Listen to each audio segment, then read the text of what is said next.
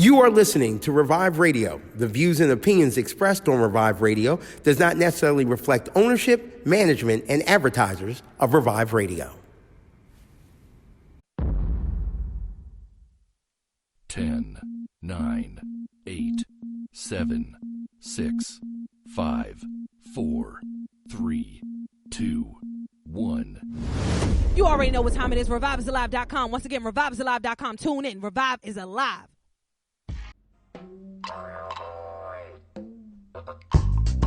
Welcome to Revive. It's about that time. Welcome to Revive. It's about that time. All I need is one mic. You know what time it is. Open up your ears. You know what time it is. Open up your mind. It's about that time. It's your girl p.o.c. Hey! It's your girl p.o.c. Hey! Proof of consciousness. Proof of consciousness. p.o.c. You know what time it is. Open up your ears. You know what time it is. Open up your mind. All I need is it's about that time. Welcome to Revive. Welcome to Revive. Welcome to Revive. Love, I want computer love. So drop it low and back it back like a computer does. Ooh, you can meet me on my laptop. Ooh, you can meet me Justin Bieber right here, come on. Ooh, we both logged in, I didn't want to turn off. That's that computer. Put you up on the laptop. I told you meet me in the last spot. We went out when we fell in love. Didn't take long for you to gain my trust. With all that I've been through, you make it simple. I never thought I would be an angel until I met you. I'ma put you on the rocks. Nobody party with the walls. Baby, give me all that she got. Share with me, we gon' throw it all in the pot. This the type of love more than physical.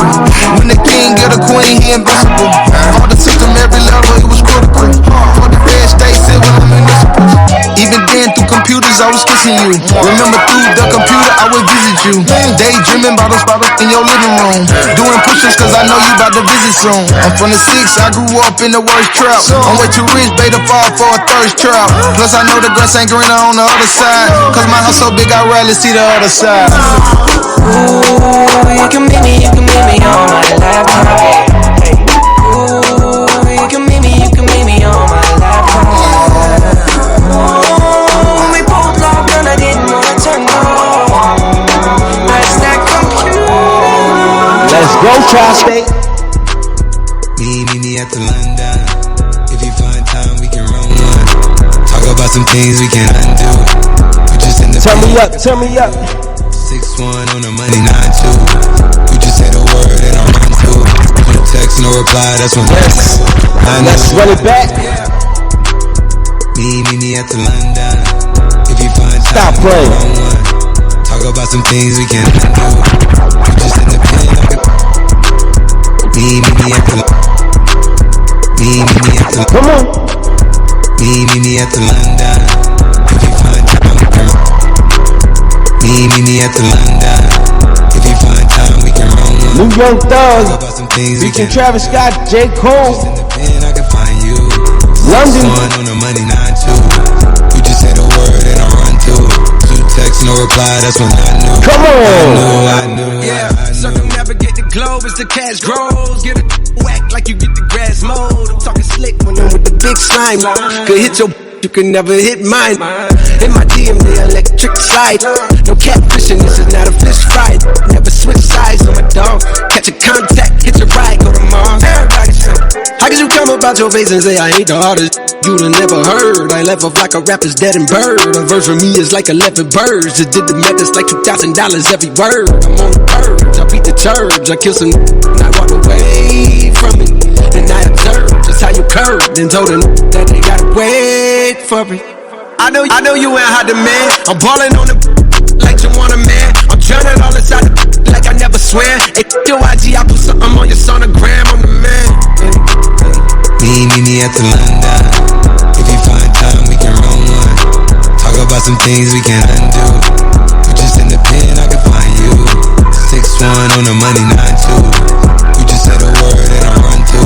2 texts, no reply, that's when I knew, yeah, I knew. Church talk, I can make a brick walk. Up north, down south, bank head to Rachel walk. Hit it with a little water, stretch it like a vocal cord. STD, I run my ward, cause Fed and his daughter. I'm a rented compound, I supply the sugar and bread.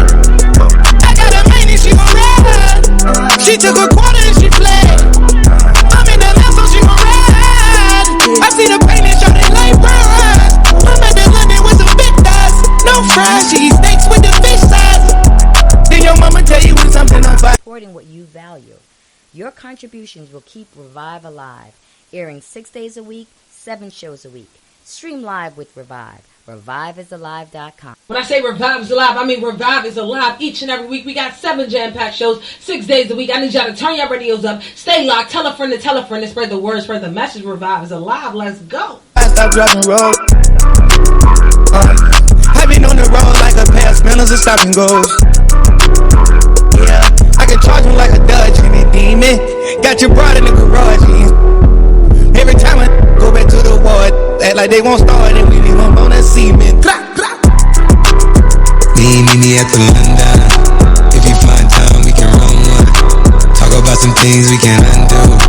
You just in the pen, I can find you. 6'1" on the money, 9'2". You just said a word. Where we going with this one? Where we going with this one, Tri-State? New Tiger featuring Lil Wayne. Hey, shut the fuck up, bitch, you know who I are. Bitch, point blank range, and I'm shooting for the stars. This is your girl, Kalai Shireen, best-selling author of He Can Be Faithful and Your Transformation Coach. Tune into Revive Radio. It's apart and I just raised the bar. You got rollies on your wrist, this a show part. Slide on your block like a fucking go-kart. My nigga A&R still got an AR. Bitches wanna kick it like my name Neymar. She wanna be my first, bitch couldn't get a yard. Safe bag, where the fucking antennas at? Broke niggas, always asking where the liquor at. Hella tats, but I ain't into going tit for tat. Fitted hat, to the back, fucker no cap. This ain't free tag, you play I'm gonna yak. My clothes work, bitches know I put them on a map. These bitches wanna suck it like it's Similac. I did what I does and we fucked, I don't take it back. Don't bring that bullshit around me, I got the ice in the pack on me, like an eye patch, wanna you gon' see, Oh, you niggas ain't skimming on me, I got a Benz and a Beamer on me. 10, 9, 8, 7, 6, 5, 4, 3, 2, 1. You already know what time it is. ReviveIsAlive.com. Once again, ReviveIsAlive.com. Tune in. Revive is alive.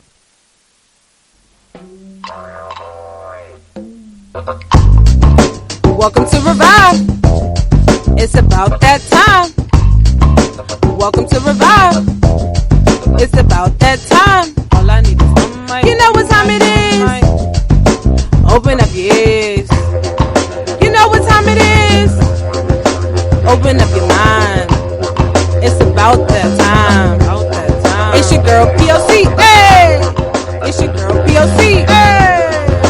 Proof of consciousness. Proof of consciousness. p.o.c. You know what time it is. Open up your ears. You know what time it is. Open up your mind. All I need is it's about that time. Welcome to Revive. Yep. You already know what time it is, man. It's me, your girl p.o.c, host of Revive Radio. We are live right now on Revive is Alive, ReviveIsAlive.com. Turn your radios up, man. You already know what time it is. It's a winning Wednesday, and you already know each and every winning Wednesday we go back to back. And you already know, man, I'm excited because today we are back at the barbershop, man, for some more barbershop talk. I got 3 fellas in the building with me. You know what I'm saying? Go ahead and introduce yourself real quick. This is Neems. This is mindless Neems right here. What's up, Neems? How you feeling? Good, man. I'm good. What size is rain? What size is rain? And I'm Trozy Jordan, owner of the Art Lyric. Trozy Jordan, man, this guy, I appreciate you. I appreciate both of you guys for inviting us back, having us back in the building with you guys, man. Definitely. And we got Mr. Phenomenal. You know what I'm saying? He not new. What's up, Jerron? How you feeling? It's great to be here. I'm happy.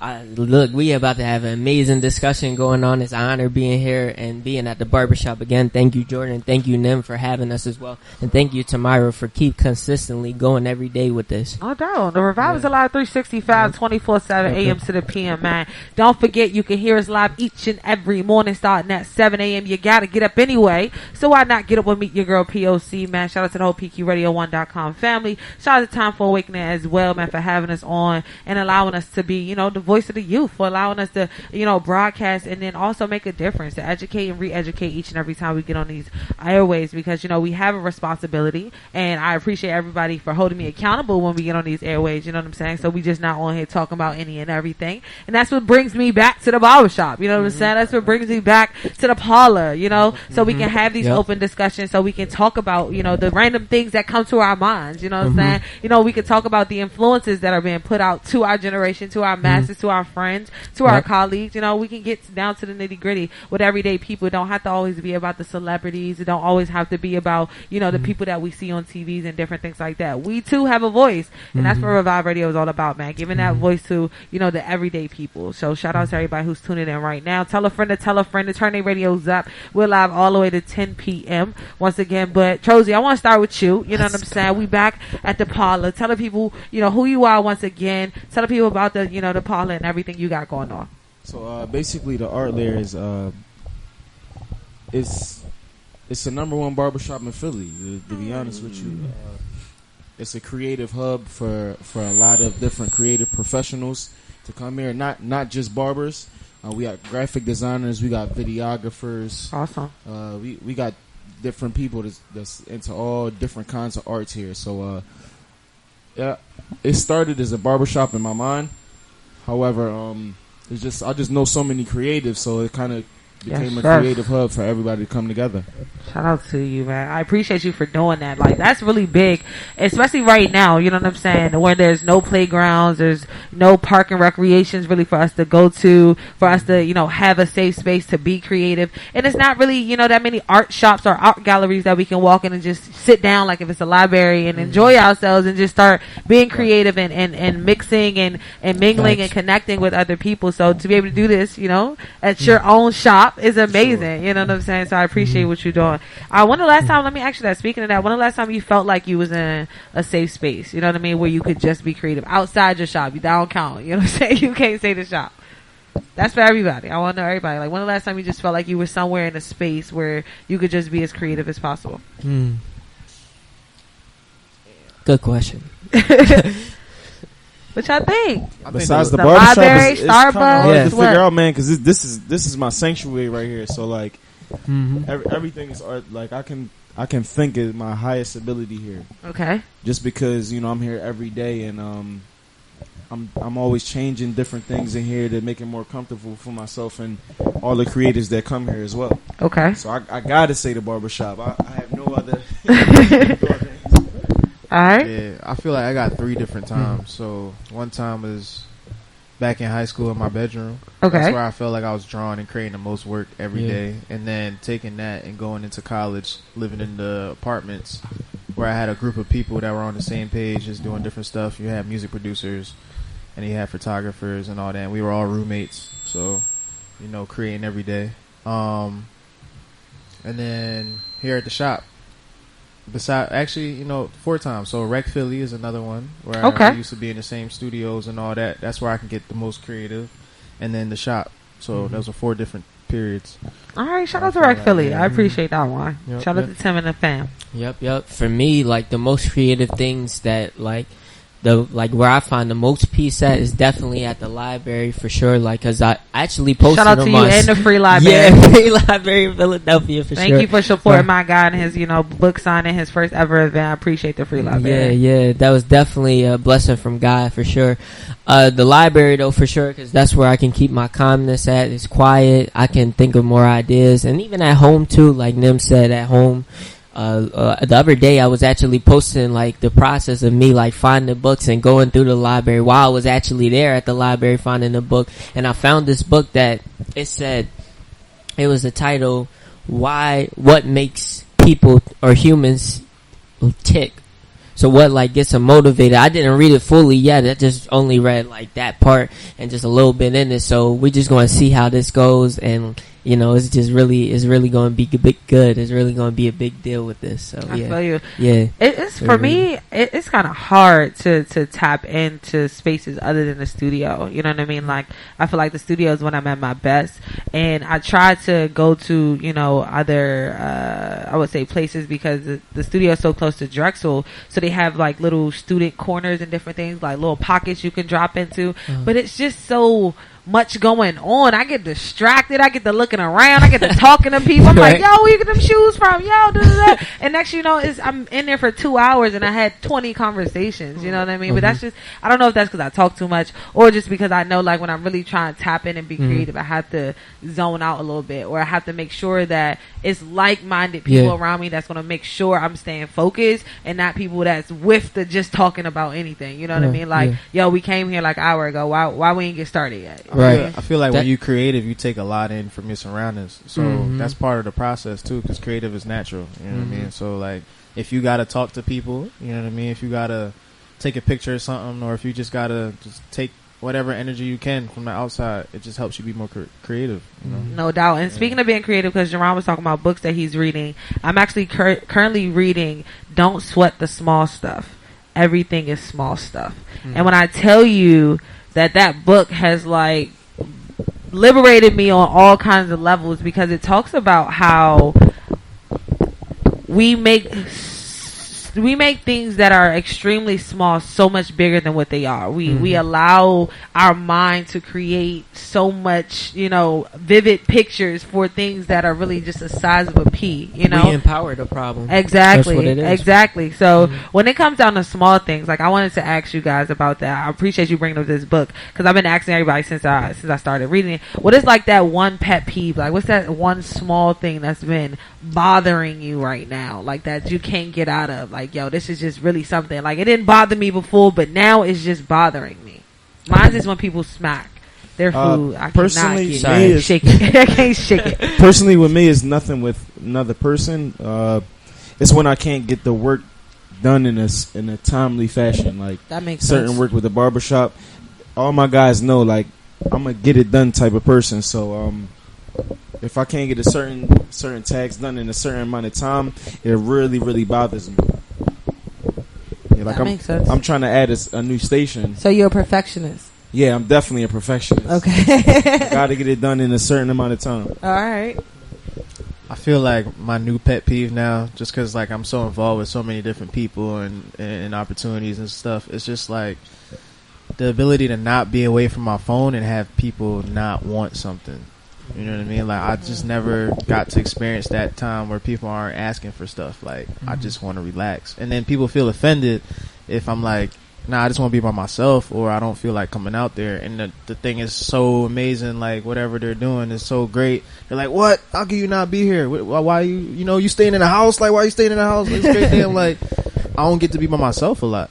Like I get 5 hours to be by myself. When I get home, then I got to get up the next day. So you get irritated because people want to be around you?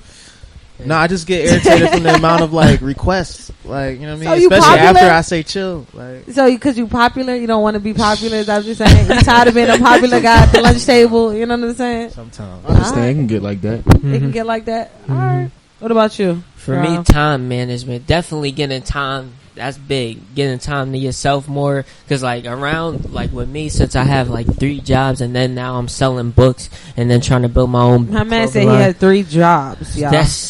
So 3 jobs. That's very time consuming. So, that's me trying to be able to handle my hours, trying to be able to, really figure out like where I need to put my focuses at with certain people, and then just being able to also have more time to myself to be able to focus, being able to read more, because I told on my story again, like the reason why I was telling people that I went to the library is because I've been lacking at reading recently, and I don't want to do that. If I expect to get more ideas and more plans to get going, I gotta take in more information, and that has to be good information. That's why I picked up the book. I ain't even gonna hold you. That's exactly why I picked up the book, because I'm understanding that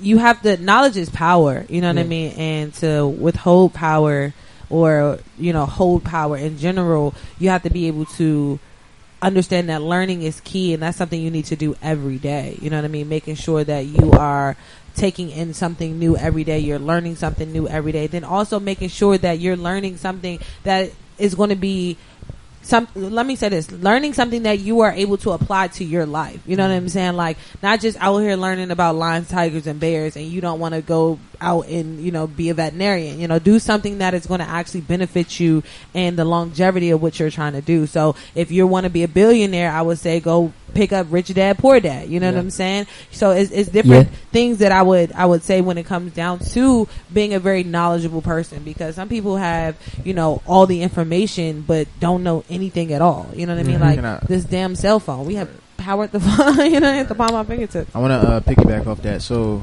the ability to like learn something every day. I was having this conversation with somebody else the other day when they were talking about different jobs and like trying to find a job, and like they just want a job for money and they don't want anything else from that job. And I feel like that's why they sit complacent and want just that security rather than like, yo, what can I actually take away from this job? Like, facts. How could this apply to me? And I feel like people would hate their jobs a lot less. They look at it that way. You know? Fact. That is a big fact for real.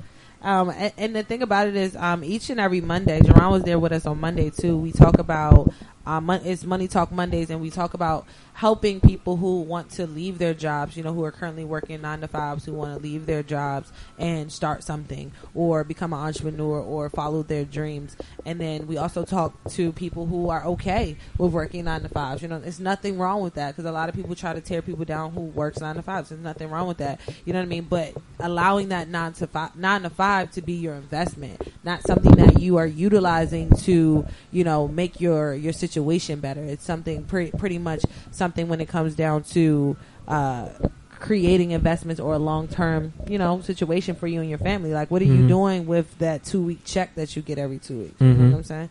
So when you think about that, when you, and that's another question. I actually had some questions for you guys today, and I'm glad that we segued into money, because one of my questions was like, how important is credit to you? Because I feel like a lot of us, you know, millennials, we're dealing with a credit crisis, or we're dealing with credit in general, one, because of our student loans, or because when we were in college we took out, you know, a tremendous amount of debt because we had to pay for things while we were there, or, you know, we jumped off the porch and we went and got us a car for $40,000 that we couldn't afford, you know, something along the lines of that. So I wanted to ask, because we are millennials, you know what I'm saying, and I wanted to know, like, how important is credit to you right now? Like, how important is it to you?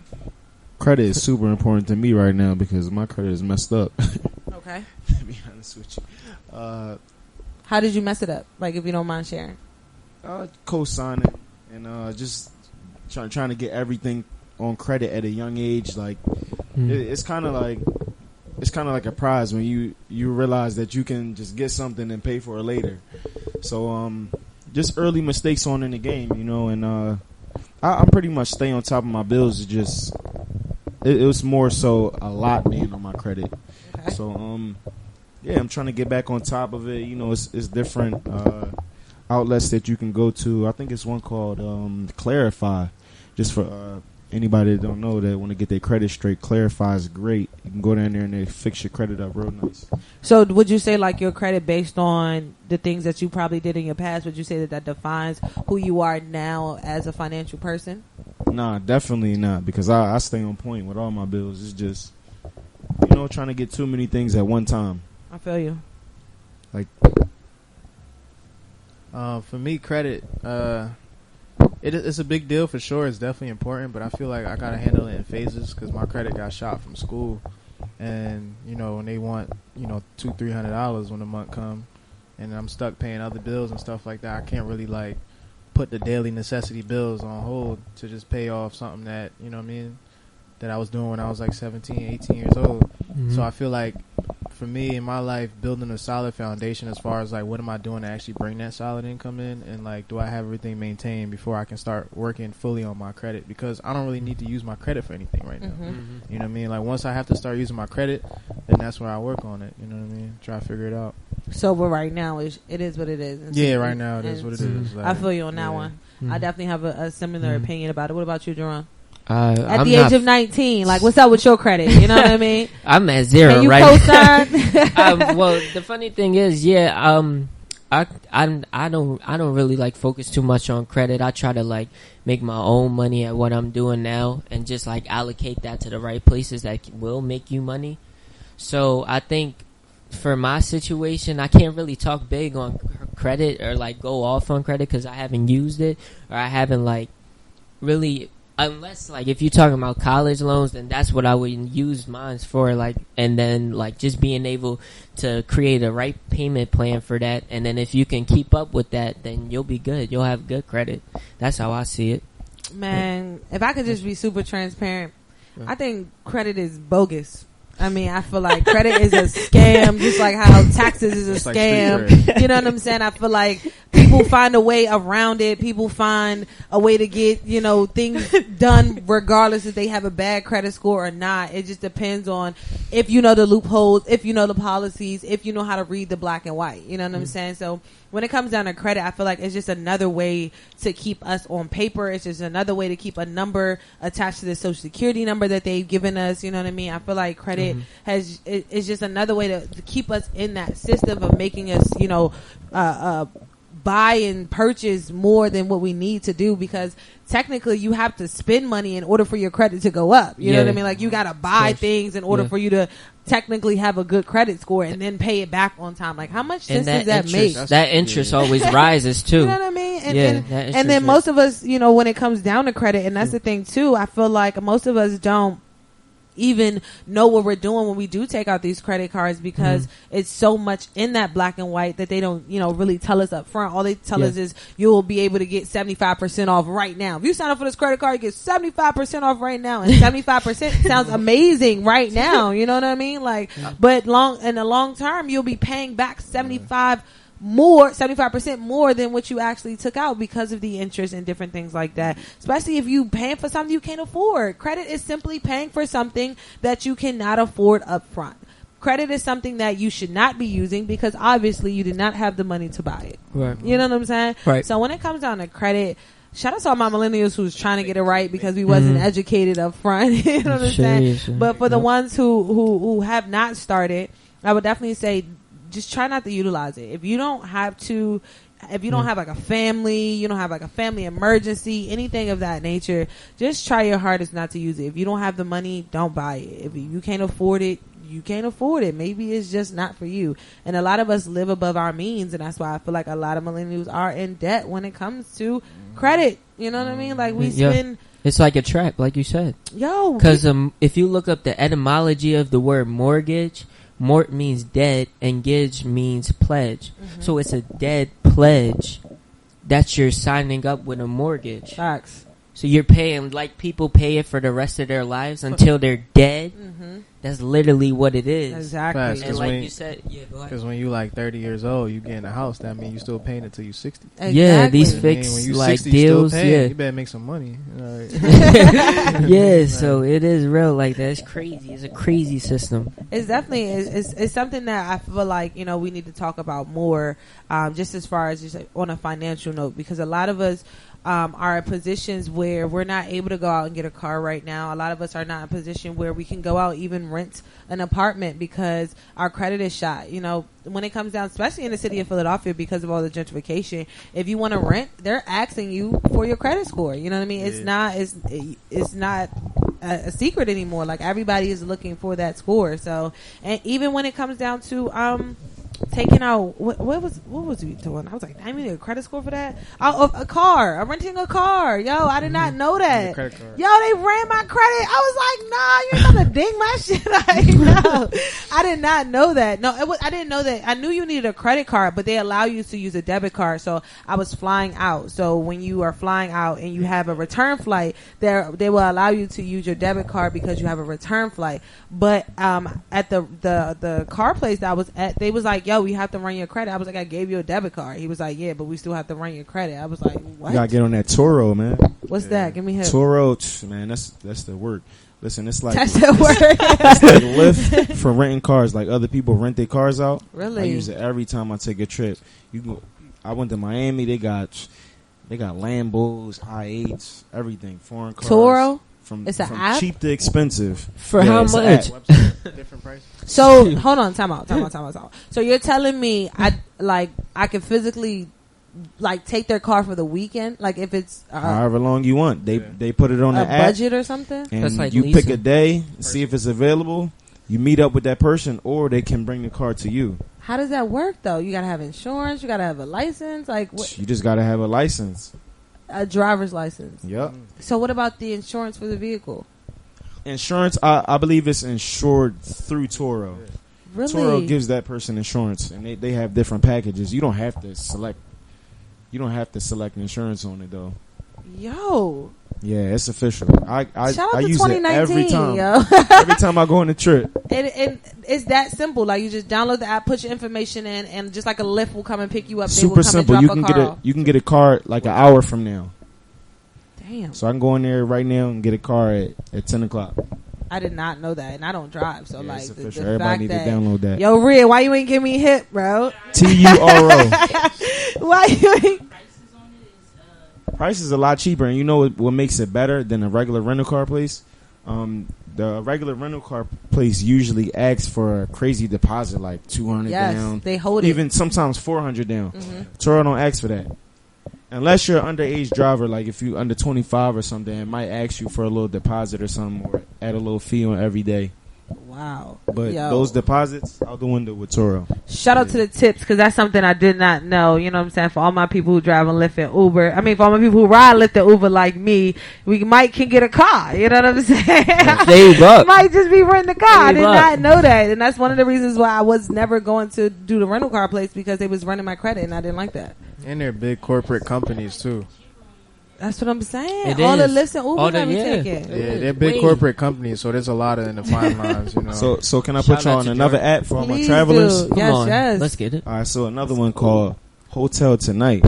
Hotel Tonight. What's that That thing about? official. So you can get That thing's hotels official. you can get hotels the same day for like super cheap. I went to Miami, right?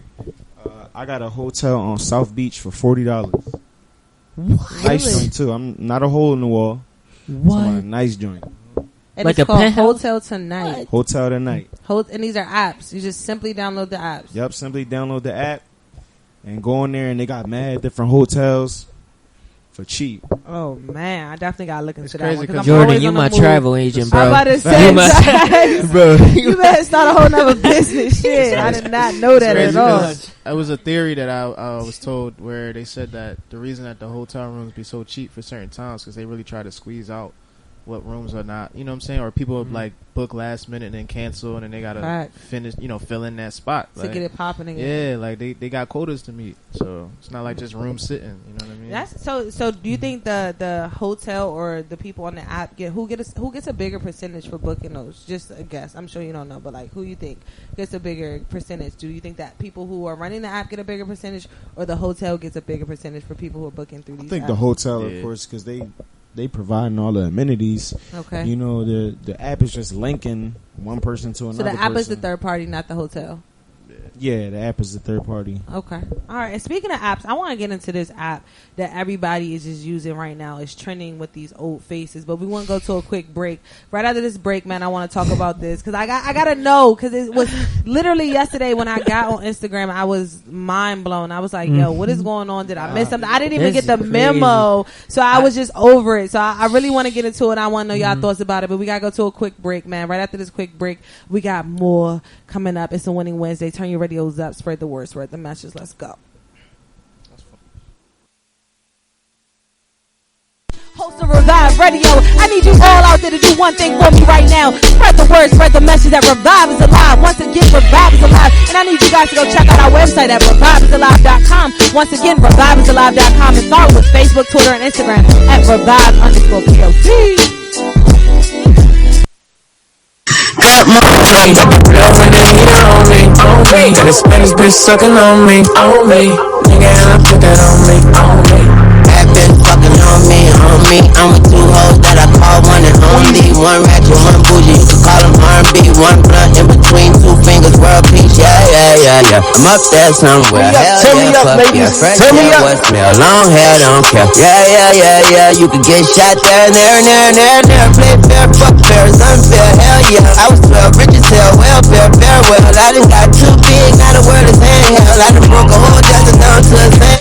It's on me, and what it's on me. It's gonna be money over bitches, not the homie. Be money over bitches, not the halo. And if it's on me, then we okay, and that's a... Don't bring that bullshit around me. I got the ice in the pack on me. Like an eye patch when I gon' see. All you niggas ain't skinning on me. I got the bands in the beamer on me. Got the blue and the heater on me. Got a Spanish bitch sucking on me. Nigga, and I put that on me. It's 3 a.m. bitches on my phone. Santa 26 time for a cologne. Skis looking weed and some beastly dome is what I need. So proceed, tell them freaks come on. Plus I'm dead fresh like it's Easter morning. She looking in my eyes like me, so horny. The ass on this freak's enormous. I let her rock the mic, then her friend got featured on it. Bust it, I know you was made for this shit. Cause she suck it like she praising the dick. Girl, you do this shit amazing again. Call me daddy while she tasting my kids. It all crazy, nonchalant. How the fuck every Come on, ladies, turn me up. She all on my arm like we went to the front. Say she want a king and a nigga's a punk. Fell in love with the D, tell her friends come on. Then I switch the whole team like my nigga LeBron. Got a couple off in your city, you know I do though. Every time I come to a city, these niggas lose ho. Walk up in it with a few and leave with a few more. Guess it's just depending on what I be in the mood for. The credit card, known to many as a mere modern convenience, though the truth is far more disturbing. This little piece of plastic and metals is a common commodity in the American household. You may have seen your mother buying groceries with one, or using it to treat herself to a brand new vacuum cleaner, and thought little of it. But looks can be deceiving, and this mother's little helper is quite the deceiver. You see, it may seem easy to pay for things with this card, but soon you will learn that there is a price for frivolous spending, and you will be led down a dark path, the path of debt. Said I hit chick, I told her who knows. If you hit my chick, the nigga kudos. Boy, you niggas think that I'm a loofah. Every time I shoot my shot, a nigga do score. Shake it, baby, what you got that ass for? Different destinations in your passport. Blow it, baby, what I got this cash for? Act right, that's right, you ain't gotta ask for. Sleeping in my tea like pajamas. Baby, go 8 for my banana. Bedroom mobster, bang like bandana. Yeah, legs up like antenna. Ooh shit, she want me to fuck her to my new shit. I say, baby, that's a wave. Crucial. Hey, baby, watch what you say. I hate loose lips. Set the time when you brain and it'll spit. You be kissing everything. I've been right now. We vibing, Tri-State. Too lit. Her little mama working with some ass, yeah. Her little mama like to keep it nasty. Strip club, throw a lot of racket. Shorty get freaky and nasty. Freaky, nasty. Turn me up, Tri-State. It's 4 a.m. and the night is young, and that's just why I left with the rightest ones. Made her put her hair up in the tightest bun, and then I feed her so much she got itis from eating that dick. Greedy ass chick, take it home and microwave it, try to heat up that dick. Said she wanna drink margarita that dick. Then she wanna smoke, put some weed in that dick. Oh, you want hookah? Let me give you a tip. And you know I'm in my bag, let me give you some chips. Since you a bartender, let me give you a tip. I like it when you give me mouth, but don't give me no lip. Cause yo, I'ma cash out if she nasty. I'ma spaz out while I ass Shay. Sig with me, you ain't got an ashtray. That F&N get freaky and nasty. She spittin', you got bars. So much passion like Tupac bars. Pull over 2 cop cars. Rose truck headrest, you got ours. Alright, Lou Bigavell featuring Fresh Montana. Hold on.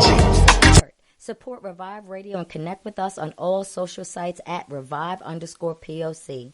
Support Revive Radio. ReviveIsAlive.com.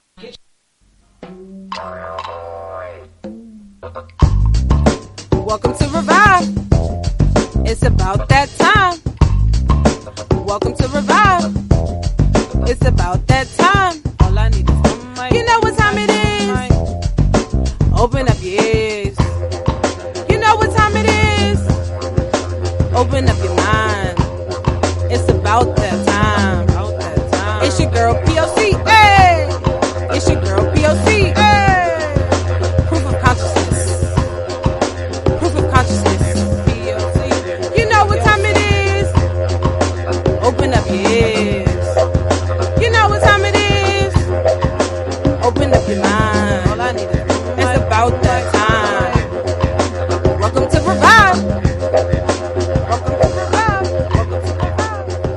Yep. You already know what time it is, man. It's Meet Your Girl p.o.c, host of Revive Radio. We are back live on Revive is Alive. Revive is Alive. ReviveIsAlive.com, man. Each and every morning, like I tell you guys, you got to get up anyway. So definitely come in and check us out, man. Each and every morning from 7 a.m. to 10 a.m. Tell a friend to tell a friend, man. At website, once again, it's ReviveIsAlive.com. Don't forget to subscribe to that newsletter as well as that YouTube channel so you can stay locked with everything we got going on here at Revive Radio, man. And don't forget to, when you go to the YouTube channel, like, comment, and definitely tell a friend to tell a friend, man. Definitely to stay locked with everything. And don't forget to donate too, man. Thank you guys for continuously donating to keep Revive alive. We are live 365, 24/7 a.m. to the p.m. And like I tell you guys, for you and about you, everything we do is a football effect. And today, man, once again, we are back at the barbershop. I'm excited to be back with you guys. Shout out to Neems, shout out to Jordan, shout out to Jerron, and I got my girl Rhea in the building. You know what I'm saying? I appreciate you guys for coming through. The rain was trying to hate on us, but it's cool. It's still love in the building. We good. We Right. live. And we got ice cream. Yes. Shout out. We got the water ice just in time, man. I was really excited about that because I needed that. I needed that wholeheartedly. So I appreciate you guys for making that walk, definitely. Mm-hmm. But I want to get into this conversation with these apps, right? Because shout out to Jordan. He was just dropping tremendous apps. So my friends is actually texting me like, "Yo, I'm about to download that right now," because we trying to go to another state next week. But anyway, so when it comes down to these apps, when it comes to these old face apps, what is that all about? Please somebody tell me who caught the wave first. Like, did somebody tell y'all, explain to y'all what it was? I was blown away by it at first. I'm like, what? What is it though? What's the app actually called? Old face app. Face app. Okay. What? Yeah, face app. It basically make you an old person or a young person, give you a beard. What else would it do? You downloaded it? Anybody download it? I was going to download it. I looked up this morning and I had that still gut feeling that I should just hold off on it. Okay. But I seen you can add hair, you can change up all the features and stuff like that. It's weird. But how it gets so trendy? Because that's my question. Yeah, like everybody want to know what they look like when they get old. No, I don't. I want to wait. I want to figure it out when I get there. Like, I don't want to rush that. So then I'm going to be holding on to that for the next, 50, 60 years? Like, yo, do I look like that? Do I look like that? No, hell no. It's funny to try to find out where something sparked. Like, I don't understand where that came from. Like, I don't know who the first person was to be like, yo, everybody do this. But I'm just like, I know how apps work. I know how developers be doing that stuff. Like, it's crazy. People don't even read the fine prints. Facts. You don't know what they taking. As far as you know, they taking your contacts, your pictures, your eyes, they taking the recognition of your face. You know what I mean? I was gonna post my joint, but I was mad ugly. For real?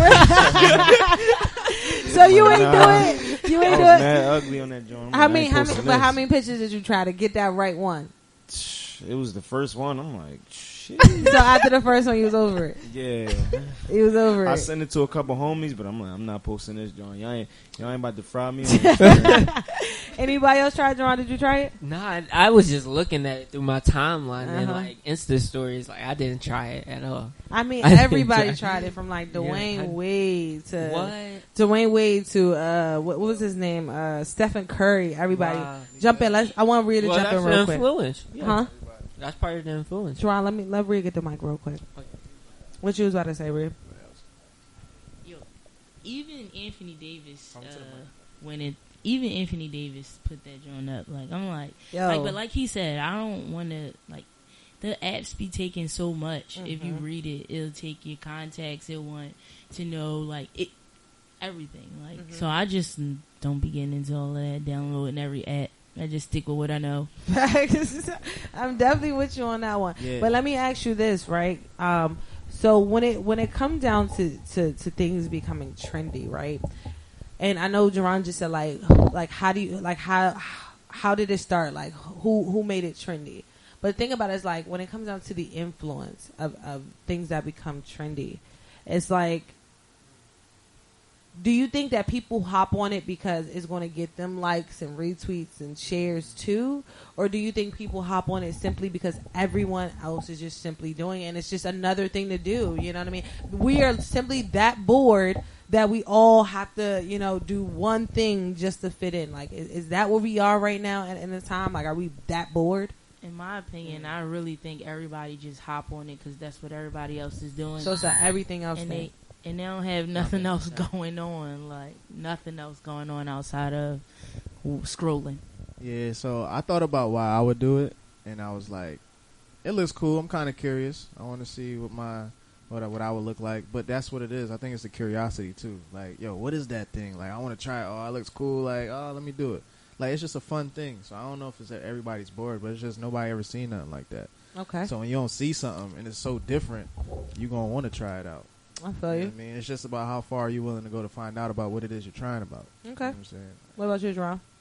I don't want to be the party pooper. Please be the party pooper, because I'm a party to poop too. I said I'm a party to poop. Don't judge me. Honestly, I mean, it look funny and all, but it's still not important. Yeah. I ain't really getting into it. I ain't invest my time to it to find out where is it at or how can I fit into with y'all. Mm-hmm. I mean, I just seen it funny on some people, not on some people. Everybody bandwagon some people.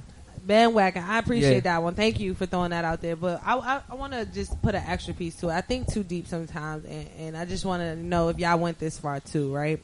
So, social media, the internet, has really just transformed us in general to really give us more self-confident issues, more self-love issues, to bring more issues to us as people in general, right?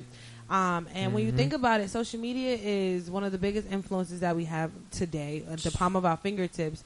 And one thing about social media is that you can really just alter your person, your personality, your character, who you are at any given second. You know what I mean? Like, you could throw up a video and be somebody completely different than who you are when the video is off, right? Yep. You can throw up a picture and not look like that person at all because of the filters and everything that you can just do, while using these social media platforms. Right. So when this came out, you know what I mean, and I'm looking at all my timeline just going crazy, and then I seen like celebrities jumping, I'm like, yo, like, we really have a problem with how we look. Like, I just feel like everybody is just trying to once again hide behind something of just staying true to who you are as a person. You know what I mean? Like, because even when it came down to the faces and stuff, people was putting different filters onto the face. Like, no, bro, you don't look like that. Come on. You know what I mean? Your hair wasn't like that. Come on. How you gonna put a filter on the older you? Like,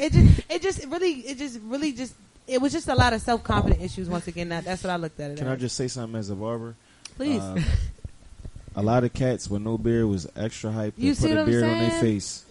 You should be ashamed of yourself. You don't have one in your 20s, so what made you think you was gonna get one in your 60s? So it was just crazy for me to see. And then and I just thought I was thinking a little deep, but I want to know what you guys think. Is that going too far with it? Is it just something that we should just see as another trendy app, or really do you think we got some things to work on as a society? I feel like it's just another trendy app. Because you think about, like, social media, like, when you got your media, you got it from TV back in the day. You know what I mean? So on TV, nobody looked like that regular.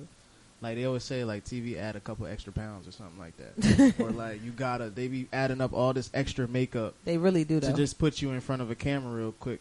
You know what I mean? Like, that's where it started at. So now we have the power to do that at our fingertips. I feel like we take full advantage of it. You know what I mean? It's like, I can just do whatever I want now. Like, I was just talking to one of my clients today, like, yo, it's funny how you can watch your cousin on your TV now in your room. But back then, if one of your homeboys on TV, like, oh, he made it. Oh, yeah, they big. But now you can just watch them on YouTube. And now it's not the same type of experience. It's just every day now. Because it's the norm, the new norm. Wow, yeah. All right. I mean, I feel you on that, and also to give just due to people who are on TV with the makeup and stuff, it's because of the lighting and the cameras, and it's so hot, it makes them sweat. So when you put that concealer and stuff on it, it doesn't make them have blemishes. That's one thing I learned. What about you, Red? Because you the photographer. Go ahead and vouch for them. Is that true or is that not true? They really out here wearing makeup. No, that's a fact. All right. You have to. You have to. Yeah. All right. I just want to know. And let me get into this, too, because this is also something that we were talking about earlier in the show. I actually was just talking to Jordan about this because he said the next time we come through, we're going to get a bartender. And I'm definitely with that. You know what I'm saying? I'm definitely with, spreading the love in different ways. And this morning, we actually had a mixologist on the show, and we were talking about the legal age of drinking. And she said that she figures, in her opinion, that the age limit should be lowered to 18 because technically that's when we are adults, coined as adults. Here in America, we're seen as adults, right? We are legal. And I disagreed. I said that the age should actually increase. I feel like 21 is not the right age to give, people alcohol. I feel like everyone is at the age of 21 is not, because I've been 21 and I've been 18 and I was not there at 18 and I was not there at 21 and I was still an adolescent. I was still, immature. I was doing things that I shouldn't have been doing. You know what I mean? And somebody else who was on the show too, shout out to Trueheart, she was saying that when you first go to college, pretty much that's when you hop off the porch, right? You know what I mean? And technically when you go to college, sometimes you, as a freshman, you are 17, 18. So you're not even supposed to be drinking, but you at the party. Everything is happening right then and there. So I wanted to know what you guys think. I wanted to bring that same conversation back here, especially when Jordan brought that up. What do you guys think as far as the drinking age? Do you think that it should stay at the age of 21, or should, we raise it, or should it actually go to 18? Which I think? I think it'll cause a lot of problems lowering, honestly, man, because like everybody know, alcohol heightens everything. So if somebody mad, it's gonna heighten that. Somebody sad, it's gonna heighten that. And at a young age, it's kind of hard to deal with emotions rationally. You know what I'm saying? So if anything, I do agree with increasing it. I mean, I'm already 25, so I'll be all right. I ain't gotta worry about it. I'll be all right. You gonna skip me? I think they should keep it at 21, because 21, that's when you can get in to like bars and stuff like that. You can't really get in anywhere or any type of club or something like that at 18 or 19 or 20. It starts at 21, and then at that age, you're mixing with a lot of older people that are doing that. So I feel like even if it was at 21 or less, like if you're around older people that's drinking or doing certain things or whatever, there's going to be that one drunk person that's going to be like, hey, taste some of this, man. You don't know about that. Like, that's how I grew up. I'm Caribbean. Like, you're young, you can be 16 years old. And that's a point that she was making too. Try this. You know what I mean? Like, it's a little sip. Like, they introduce stuff so early. So I feel like 21's perfect because that's when you're mixy and you can actually involve yourself in more grown stuff. And that's another point that she made too, was that in different cultures, that's pretty much what it is. You know what I mean? Like having a beer with your dad, you know what I mean? It is what it is. Like margaritas is like lemonade type stuff in Mexico. So I actually looked at the statistic earlier, and I wanted to drop it here this morning too. This afternoon. I'm so stuck in the morning, but this afternoon was of the 190 countries, 61% drinking age is 18 or 19. The United States and 11 other countries, drinking age is 21. And the highest drinking age in a different country in other areas is India. And they have the highest drinking age in the world right now, currently at the age of 25. 25. Yeah. So I actually say it's 26. Like I believe that, especially in America, I can't talk about other countries, but I believe in America that I believe it should be 26. 26 is technically when you are kicked off your parents' insurance. So whatever happens, no, for real, so whatever happens will really fall back on you as an entire adult. You know what I mean? Like that's when you're solely responsible for who you are. Also, the age technically through science when your brain stops developing is 26, 25 for both men and women. So you know what I mean? That means you should be fully developed and understand what is, a responsibility and how you should be holding yourself accountable. Also, at the age of 25, 26, you have a lot to lose. So you're thinking a little bit more about the pros and cons of doing dumb stuff. You know what I'm saying? So I just think that 26 is a great age. I know that will push a lot of people back from a lot of the fun that I had at 21 and 18. And I'm not trying to say that, but I'm just saying just based on the type of spirits that we are putting in our body, I just feel like we going crazy with it. You know what I mean? And so much money is just being printed in this time right now, and people are spending endless money on bottles. And it's just like, I don't know. I just don't think that should be the focus right now. I think it has to do with a maturity thing and what you're influenced by. You know what I mean? Like that whole marketing and branding of college, like that college experience. Like, oh, it's so much fun. Like, I want to go to college and turn up like that or whatever, or party like a rock star type stuff. You know what I mean? Like, you see it in the music videos and all that. They just going all out. They got all the bottles. They got all the biggest money. They got everything. So everything's going to be there. But then when you get a little older and you get into a little zone or whatever, you can be like 21 or 23 or whatever, and you're chilling in a more like chill vibe. You know what I mean? You're gonna drink cocktails, stuff with a lighter amount of alcohol in there, something that just tastes good, that boosts it, and still gets you to a point where you can like depress a little bit and become more comfortable to interact into the zone. You know what I mean? It's not always. It just has to do with a balance thing. It's just like who's watching the kids. I think being older, I would say raise the age, but I also think like that's how I feel too. If you keep it at 21, keeping it at 21, you go through things and experience different things where you'll grow from. So keeping it at a young age, just you'll go through some experiences that you'll be like, oh, never again, or you keep rocking with it until you like, you know, hit rock bottom and you really gotta be like, never again, like I gotta chill. So either way, but me being older, I'd be like, no, I raised the age because I was doing crazy stuff, like you said. Exactly. So let's ask the 19-year-old in the building. You know what I mean? He's not even old enough to drink, technically, or even have this conversation. Technically, you shouldn't even be drinking. So let me ask you that. Go ahead and snitch on yourself. You know what I'm saying? Go ahead and snitch on yourself. I'm an angel. You're an angel. That's what they all say. I was telling my mother that too. You know what I'm saying? Like, nah, you got one at church. You know what I'm saying? I don't drink. Give me one. Got grape juice. My mom just finding out the story. But let me ask you: have you tried it though, Jerome? No comment.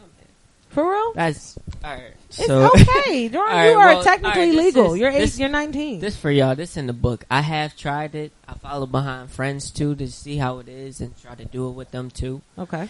What I do think about it, like I agree with Jordan too. Like you should keep it. You should do it at 25. Like raise the alcohol where like people can drink at. Because like you said, Tamira, the brain like fully develops at 25 and like 26. So that's definitely an appropriate age for people to start consuming alcohol so that they know how to control. And it is, like Nim said, it is about control. It's about balance, all that, of course. All of that stems back, like, so. But people like to mess themselves up. People like to get screwed up a lot, too. So some people are still going to do what they want to do and find a legal way. To do it regardless, right? Yeah. Like, can you buy me this, please? Yeah. And also, let me ask you guys this, right?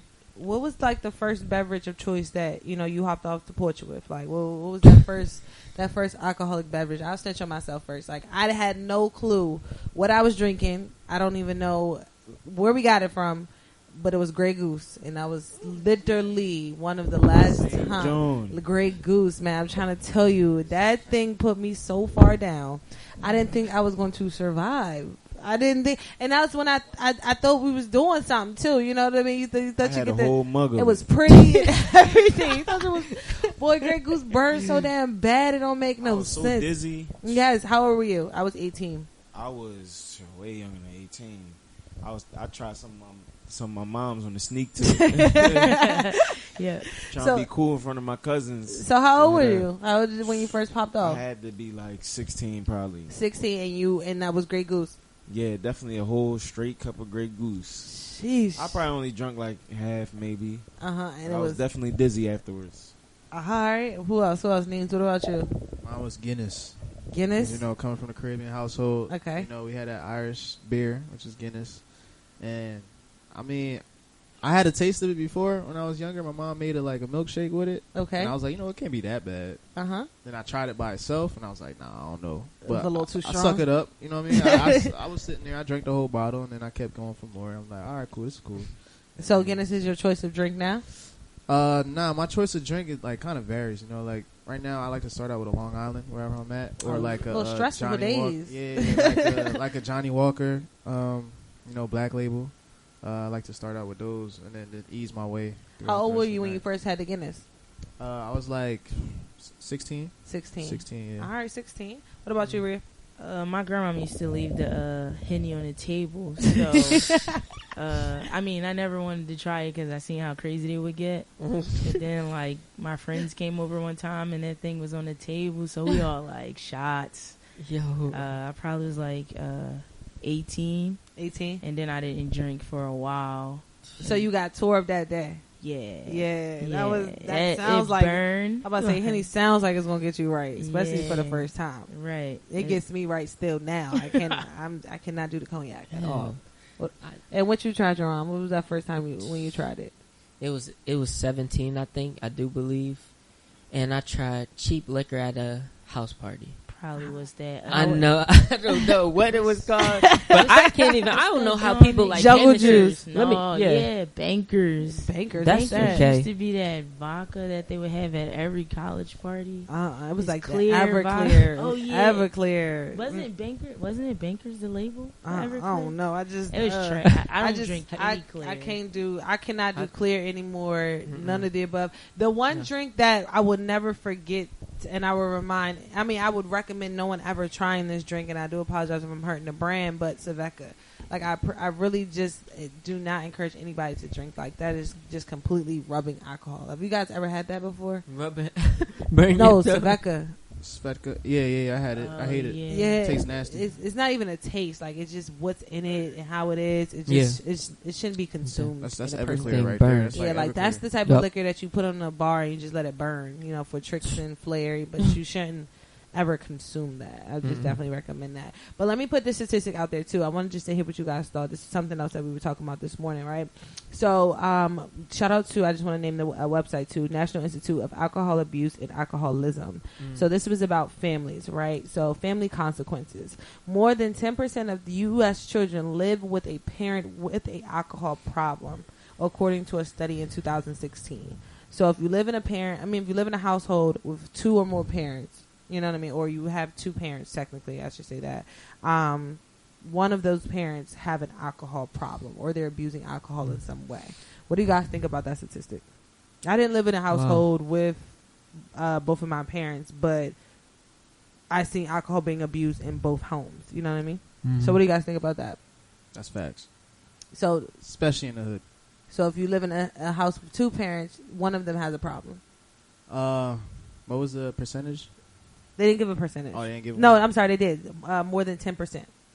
Yeah, for sure. More than 10%, of course. Because, I mean, you got to think a lot of societal pressures and things that people go through. And then you got the whole, what was it called, the prohibition and all that. You know what I mean? Like, a lot of people are introduced into things very young. And you got to think about wars that happen. You know, World War I, World War II. Like, a lot of these people are going through some stuff. And then they always went for the quickest way to get rid of this pain. And alcohol was a big deal back then, along with cigarettes. Still is. So what do you guys think? What do you think, Gerard, Red? Like when it comes down to just living in a two-parent household, one of them may have a problem, or one of them actually has a problem.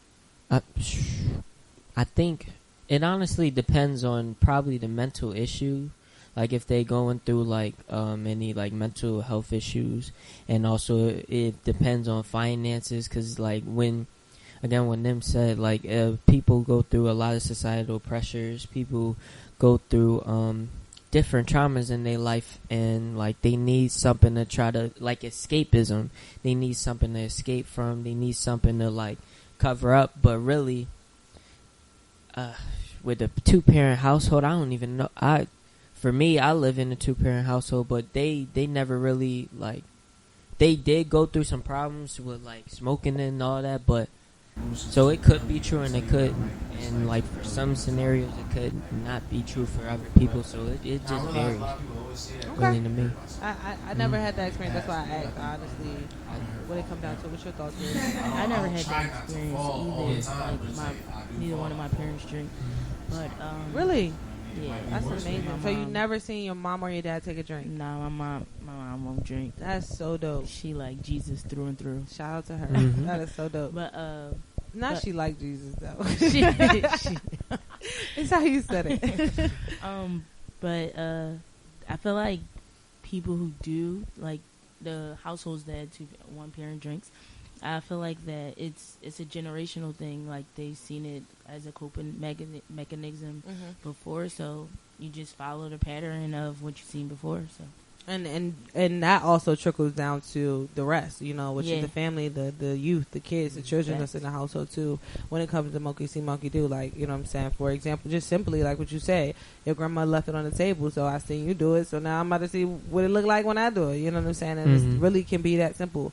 I know for a fact when I even did that before, you know, my dad put it down and I looked back and like, and put it right back, like, nope, it wasn't me, that wasn't me, you know what I'm saying? So I definitely understand that. I definitely understand. But we got to go back to a quick commercial break. Right after this break, you actually have a topic you want to talk about too today, so I'm really excited to get into some more topics. Once again, man, we appreciate you guys for tuning in. I do see you guys tuning in. Shout out to everybody who texted me too. I appreciate everybody who followed up with me and let me know that they wasn't able to make it due to the rain. The rain was hating, but it's okay. We'll be back next month. You know what I'm saying? We're trying to do this once a month with you guys, so I truly appreciate you guys.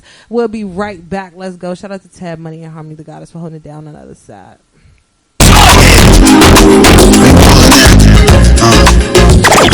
Baby, double it down, Paul. That's Max B. Double it down, Paul. Harlem. Double it down, Paul. Up. Double it down, Paul. What we doing over here? Do your magic. Yeah.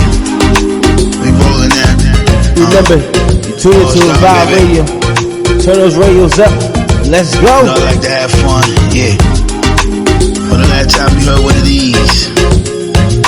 The Sade flip right here, so smooth. Come on, Max B, talk to him. My baby had a birthday in September. Smoked so much that I couldn't remember nothing at all. Then baby wanted me to surrender. Hold on. Yeah. In the middle of the madness, Blue Charlie sent me upstairs to sit. I was left alone. I always wanted you to know that it didn't matter what we did, they couldn't pull us apart. No, can't come. No, will come. No, can't come. You know what it is? Between us. No, can't come. No, will come. No, can't come. Between us. Hey, you know that sound different through the speakers. Talking about the way the game lead us.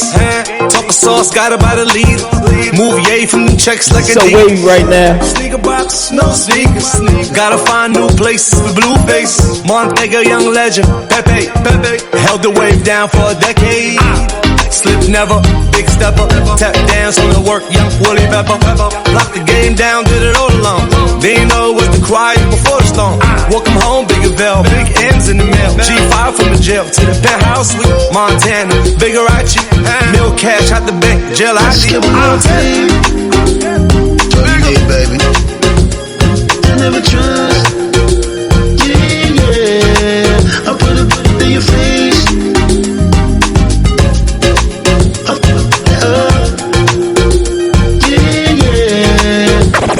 It's a joke. This overdosing on dope. Damn. Go on parole, I can't smoke, can't cope. Every time I look up, I'm in trouble with the law. Need a new suit. Dave got a 22, snuck it in the school. Number one rule, baby look. Damn it, another Sandy Hook. Family full of crooks. Uncle Greg, me, mama did a bullet in 6 months. Got herself clean, got a new will of time fly. Bigger don't need 5 tries. Girl, I get you pregnant with one. Pretty brown eyes, brown thighs. Pick in between, she give me a lick. When I be like a fiend, she give me a hit. She be like a baby, I give her the milkshake. 2 grand, underwear silk. You can take off your teeth, cause under that pill. Ran straight to my life, I could've been killed. Yes, new Fetty Wap featuring Monty. Birthday, Jersey stand up, Patterson.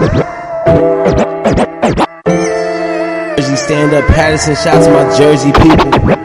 You already know, New Jersey all day, Garden State. New Fetty Wap featuring Monty. Love it when you off my way. Baby, you a boss, I'ma listen when you talk to him. Love it when you off my way. Love it when you off my way. Love it when you ladies, turn me up. Love it when you off my way. Baby, you a boss, I'ma listen when you talk to him. Love it when you walk that way. We can go far, take trips for your birthday, baby. Love it when you walk that way. Baby, you a boss, make up listen when you talk now, baby. Love it when you walk that way. Baby, you a star now, we can go far, baby. Love it when you walk down, baby, take it off. We can go up, down, we can get lost. Hop in my jet, baby, we can take off. We gon' pop this beer. You are listening to Time for an Awakening Media, part of the Black Talk Radio Network. For podcasts or live programming, hit them up at timeforanawakening.com. Poppin' shit, but only cause you know you poppin', yeah. You got it, girl, you got it. Hey. You got it, girl, you got it. Little baby in a bag and I'm Birkin. No 9 to 5, put the work in. Lost and all, I love them all. To me, you're perfect. Baby girl, you got it, girl, you got it, girl. You got it, girl, you got it, girl. I don't wanna play no games. Around, give you my last name. Know you tired of the same damn thing. That's okay, cause baby, you got it, girl, you got it. Hey. You got it, girl, you got it. You the only one I'm tryna make love to. Picking and choosing. They ain't really love you. Running game using. All your stupid exes, they gon' call again. Tell them that a real stepping in. Don't let them try you. Test your patience. Tell them that it's over, ain't no debate. All you need is me playing on your playlist. You ain't gotta be frustrated. I don't wanna play no games. Go around, give you my last name. Know you tired of the same damn thing. That's okay, cause baby, you got it, girl, you got it.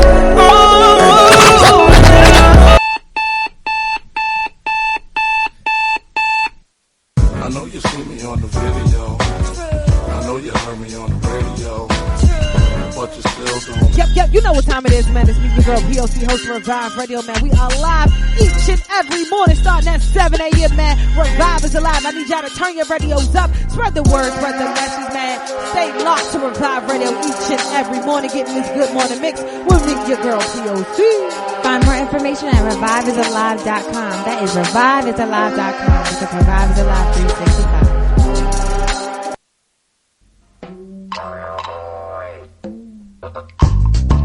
Welcome to Revive. It's about that time. Welcome to Revive. It's about that time. All I need is one mic. You know what time it is. Open up your ears. You know what time it is. Open up your mind. It's about that time. It's your girl p.o.c. Hey. It's your girl p.o.c. Hey. Proof of consciousness. You know what time it is. Open up your ears. You know what time it is. Open up your mind. All I need is it's about that time. Welcome to Revive. Welcome to Revive. Yep. You already know what time it is, man. It's me, your girl, p.o.c, host of Revive Radio. We are back live on Revive is Alive, reviveisalive.com. Don't forget to turn your radios up, spread the word, spread the message, man. We are live right now at the Art Layer Shade Parlor. I'm really excited, man. Yo, Neems, tell the people how they can find you. You know, Neems is one of the barbers here at the parlor. Tell the people how they can find you, how they can find the parlor, why they should come through, why they need to come get a clean cut, which I got to offer, everything for the people who are just tuning in. We're now in the 9 o'clock hour. They can find me at MNDLESS_NEEM as in Mary Z on pretty much all socials. I had to say that because, you know, people get mistaken.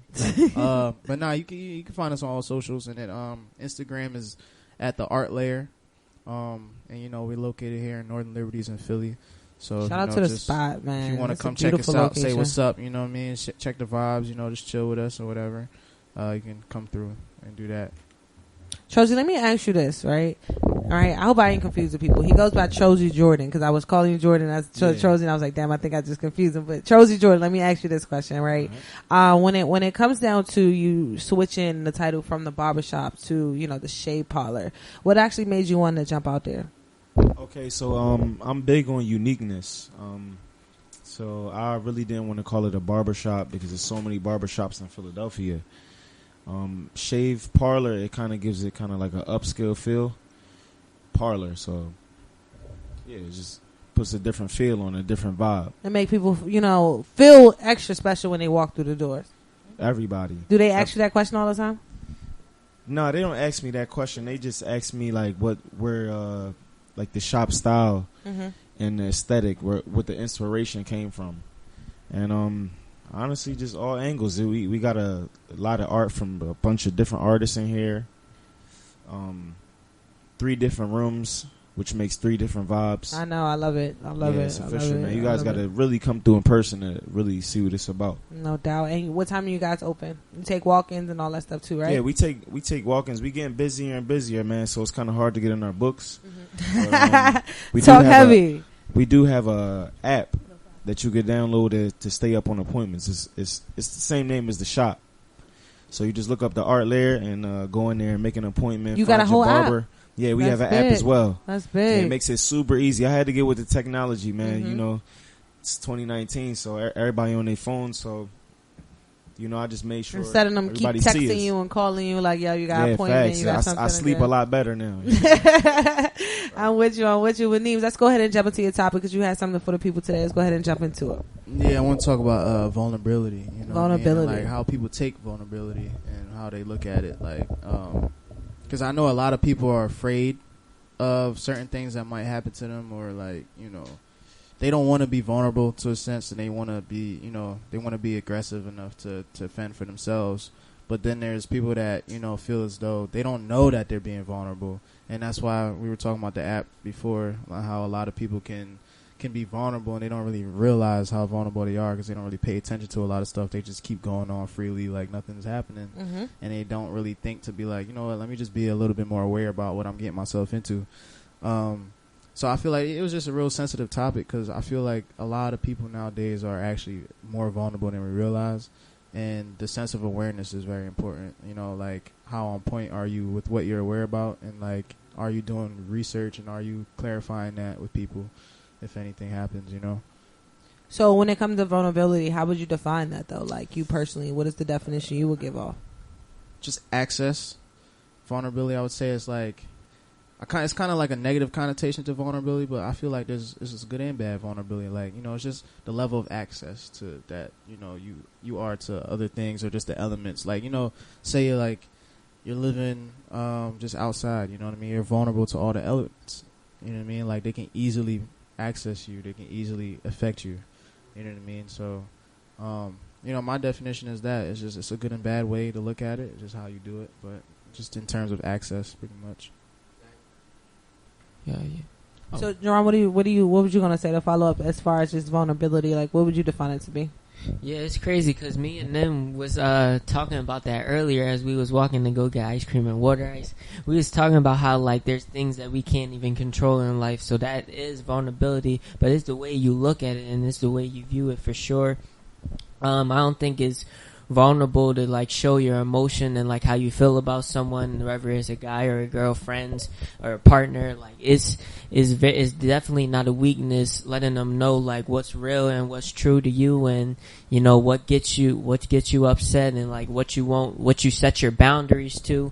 And you know if they get upset at it, then that's their own loss. So always be real at that. Always stay honest. Yeah, emotions is a big deal. You know what I mean? Like people always say like, I don't want to give you all my emotions too early, or tell you what I like or dislike too early, because then I'll be vulnerable. Like, well, what do you mean vulnerable for what? Like, and I realize a lot of people always say that because they've been hurt by somebody, you know, and they pass. But you gotta think about it. Like, I've been hurt falling down.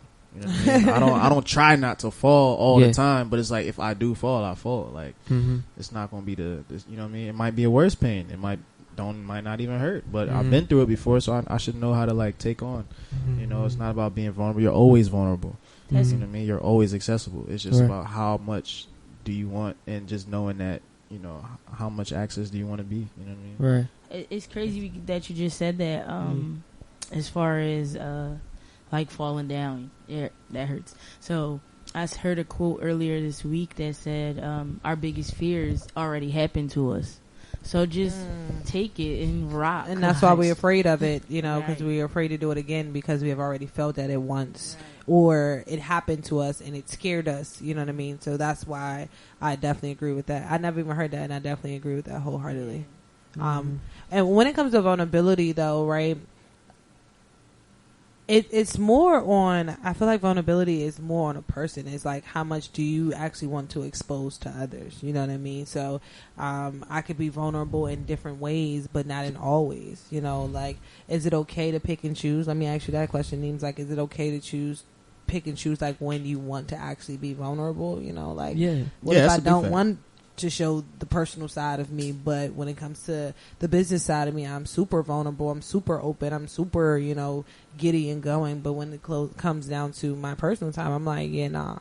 Yeah, I always tell people, like, power of choice is a major deal. Like, that's our superpower. So if you choose to be, if you choose to give but so much access to somebody or something, you know what I mean? Like, I feel as though you got to be able to clarify that if something does happen to you down the road, and know that, at least I made this choice for this reason. You know what I mean? And then just back it up. But if you're making a choice to do something out of fear, or making a choice to do something and you really don't know full details, like, is this the right choice to make? Then to me, it's just like an open-ended choice. Like, I'm gonna just do this because that's my initial gut feeling and that's what's gonna happen. And then you gotta be okay with that at the same time. You know what I mean? Like, you really gotta analyze that afterwards. It's crazy how fear works anyway, because a lot of times our fears aren't our fears. It's something else that someone else experienced. So with that being said, like, you gotta just go, like, do it, like you said, like, just do it. Like, so I'm actually over here doing some Googles real quick to try to figure out, to get a little bit deeper into vulnerability. And they said it's 4 different types of vulnerability where you can be vulnerable. And one says it's physical vulnerability, social vulnerability, economic vulnerability, and then environmental vulnerability. So meaning all 4 ways, like I was saying, like, is it okay to pick and choose when you want to be vulnerable or not? So in all 4 ways, there are ways that you can expose yourself, whether it's physical, social, economic, or environmental. What do you think about that? Yeah, you go ahead. Oh, yeah. I think that, like, well, you would have to, like, understand and, like, break it down. Definitely, like, the social and the economic vulnerability. Like, you have to think about it like this. What am I, like, vulnerable with? It's like, it could be like what you could be lacking, like the finances, or if you're lacking like communication with getting the resources out to people. I think definitely when knowing that, you have to break it down and know like what it is that you feel like you need to do more of, or do better at, or have more at. So definitely doing that, and like observing and analyzing and like planning, like to see how you can get better and make some gains out of that. Yeah, I feel like choosing how you want to be vulnerable is definitely a skill. Like, I feel like you got, like, people should be learning how to do that, because you're, like I say, you're always vulnerable to stuff.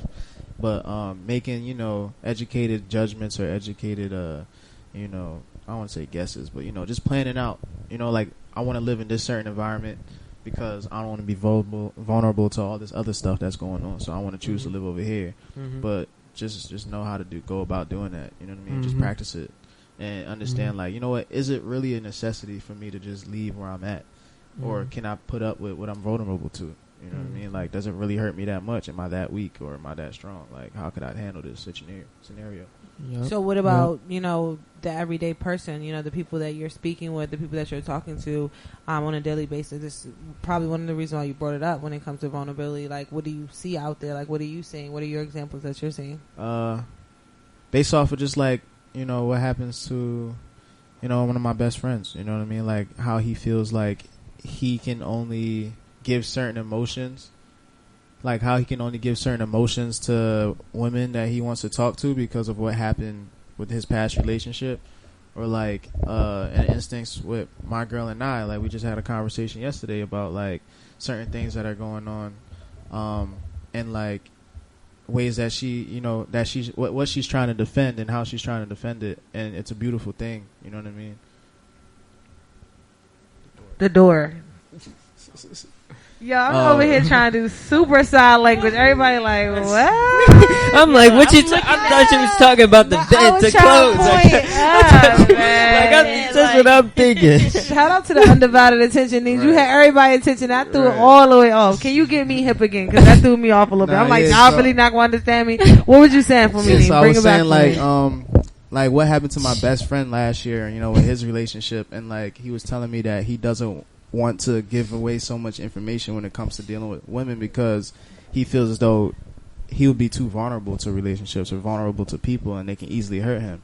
And then yesterday, my girl and I was having a conversation about, you know, something that happened, and And like to the level of detail that she presented to me, that showed her defense and the lengths that she's willing to go to make sure that she's secure, is like, I see that obviously that you don't want to be vulnerable in a certain way, or you know, I shouldn't be vulnerable in a certain way, and it's just like like I feel like that's a choice that you're making, but is for good reasons. But at the same time, you know, we can overstep in a certain way or do things too much that might make us even more vulnerable to something because we're afraid of that level of vulnerability. Something great because that's the risk. Missing out on, you know what I'm saying, or certain things. Like, that's the risk of being vulnerable, though. You know what I mean? Like, being vulnerable has a risk to it, you know, because once again, you're exposing yourself to others or, you know, different situations, or you're putting yourself in a situation that you have not been put in before. But I want to talk about a little bit about what you were talking about, like when it comes down to relationships, especially in 2019. I think that, you know, when it boils down to millennial relationships, I feel like a lot of us are not trying to be vulnerable. You know what I mean? Because we don't know what's real and what's not. It's a lot of situationships out here. It's a lot of things we gotta question. Social media is involved. It's like a third party in your relationship nowadays. You know what I mean? Like, it's so many other ways that, you know, we can be sitting in our living room in Philly watching Netflix and chilling, and you over there talking to some girl in Ireland or something. You know what I'm saying? Like, that's how easy it can be. You know, for a situation to occur in a relationship. I mean, I'm just saying, like, international dating is real. You know, so wow, yeah, it's a real thing. So, you know what I mean? You ever heard the term of getting flued out? That's where it came from, you know, talking to people over there in Ireland. But nah, though. So it's just a thing, though. You know what I'm saying? Like, I just feel like it's hard to be vulnerable in relationships nowadays, and I appreciate everybody who's in a relationship now and keeping their 10 toes down. You know what I mean? Because it's easy access to people. Like, you have like so many different ways that you can access a person's life, you know what I mean, that it's hard to trust people nowadays, you know. So being vulnerable is definitely a second thought in a relationship. It's like, how can I make sure that I'm secure? How can I make sure if I do get hurt, I'm able to bounce back from this? And then how can I make sure that I don't get hurt? Like, there's like another thing in the back of your mind, like, yo, I ain't trying to get hurt. So how can I figure out how to dumb down my feelings or not put everything out there so I don't get hurt? That's just where we are. Don't empower your worries. What you mean by that? So, like, don't be so overwhelmed about how can I protect myself and everything, because you don't want to, you don't want that first-hand expectation or like, well, how can I defend myself? Because you should be expecting all of the good that can come out of the relationship. Like, think more, it's the perspective you have on it. So how can I think this relationship can work out for me? How can we build success? How can we build a future together? How can we build love together and like support one another in the relationship? So if you think on the better side of it, I think way less problems will happen, and you'll go through way less assumptions of what a person is doing, and you can build more trust and faith for what each other. Yeah, exactly. Don't empower the problem. That's me all the way. Like, we have no. Empower you know the what I mean? good. Like, we're not in a business relationship. You know what I mean? Like, I feel like once you get married, you're in a business relationship. So if we're not in a business relationship, I feel like we have no ties to each other. We have no black and white to each other. So it's like, I cannot simply continuously worry about what you're doing or what you're not doing. Like what you're saying, empowering your thoughts, you know? I think that would make a person go crazy as hell. And that will also lose a person that you're so supposed to be attracted to, you know what I mean? Somebody you're supposed to be interested in because of, you know, you empowering thoughts and different things like that. Yeah, just like not trying to be overprotective. That's pretty much what it is. You know what I mean? Like I said with the whole scenario with falling and scraping yourself. Like, you can only do but so much to try not to fall. Like, you might slip, but just realizing like, yo, that hurt. All right, cool. But it's like, you've been through that before, so why try to like? You're not necessarily going to feel the same way, and if you do feel the same way, just try something different. You know what I mean? Just try a different technique of trying not to fall. And I'm a true believer of everything happens for a reason. So, stern believer. Through that experience, you were supposed to learn something from it or take something from it. Like, something is supposed to come out of it. So, everything happens for a reason. So, go through it. Like, just live life, like with no expectations. It's like a pothole on the road. Like you can't avoid every pothole. Yeah. Like you gotta hit Especially one. in Philly, Like you have bruh. suspension for a reason. Like car manufacturers know that they have to put suspension on a car because it has to absorb bumps to give you a more comfortable ride. Like there's no such thing as just no potholes whatsoever. So let me ask you guys this, and this is going to change the topic a little bit, but it's going to borderline what Neems was talking about, right? So yesterday I was out and we were at the bar and there was this white guy, you know what I mean? You know how you at a bar and you can tell who's at the bar and who actually has money. You know what I mean? Like I know that sounds bad, but as a woman we just know, right? So and he was there, you know. He was like, yo, buy them drinks, buy this person a drink, just get him a drink. And at the same time, everybody there was black. You know what I mean? You can count the amount of white people that was there. And at this corner of the bar, he was literally the only white guy that was there. And he was buying every woman in the corner drinks or whatever. And he made a joke, you know what I mean? And all of the women who, you know, received a drink from this gentleman laughed it off. But me, it bothered my soul. Like I was like, damn, I don't have nothing to do with this. I don't have no nickel in that quarter. I really can't say anything, but it bothered my soul and it made me feel vulnerable. You know what I mean? Because I wanted to speak to my sisters and I want to be like, yo, was this drink that important that you know what I'm saying? You allow him to make this comment. Like you really not about to say nothing. You gonna laugh that shit off? Like, no. And I feel like that's the privilege that we continue to give because we don't want to be vulnerable. I mean, I don't want to make it seem racist, but I felt like he was making a racist comment because he was like, yo, I'm here by myself, but I can call my homies Tyrone and them. That's what he said. Like, he flat out said that shit. Like, and he was, because he was trying to hit on one of the girls. He was like, yeah, I'm here by myself because she had all her friends. She was like, but what about my friends? And he was like, I'm here by myself, but I can call my homies Tyrone and them. And I was like, what really? does that mean? It meant so much to me. Like my brain popped off. Like I was like, yo, like what's up? Like, are we really in that world where, you know, racism is a thing, so we don't talk about it anymore, or we don't complain about it anymore? We're not shocked about it. Like, are we in this day and age where we shouldn't be bothered by it, where we shouldn't be shocked? Especially, like, for example, let me give you an example about 45 president, right? He's the most racist president I believe that we have ever had, but it's not shocking to me anymore. It's like, damn, here he go again. You know what I mean? Like, it's like, okay, why are we going to continue to complain about his racism? Are we going to continue to complain about his ignorance? Or are we going to try to do something different?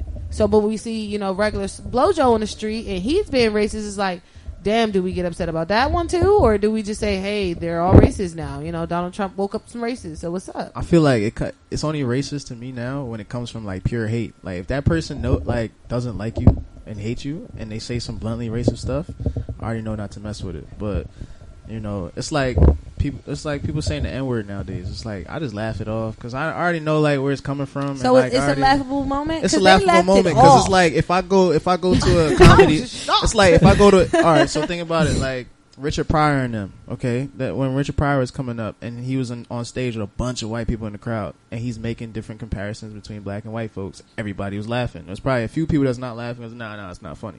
But like.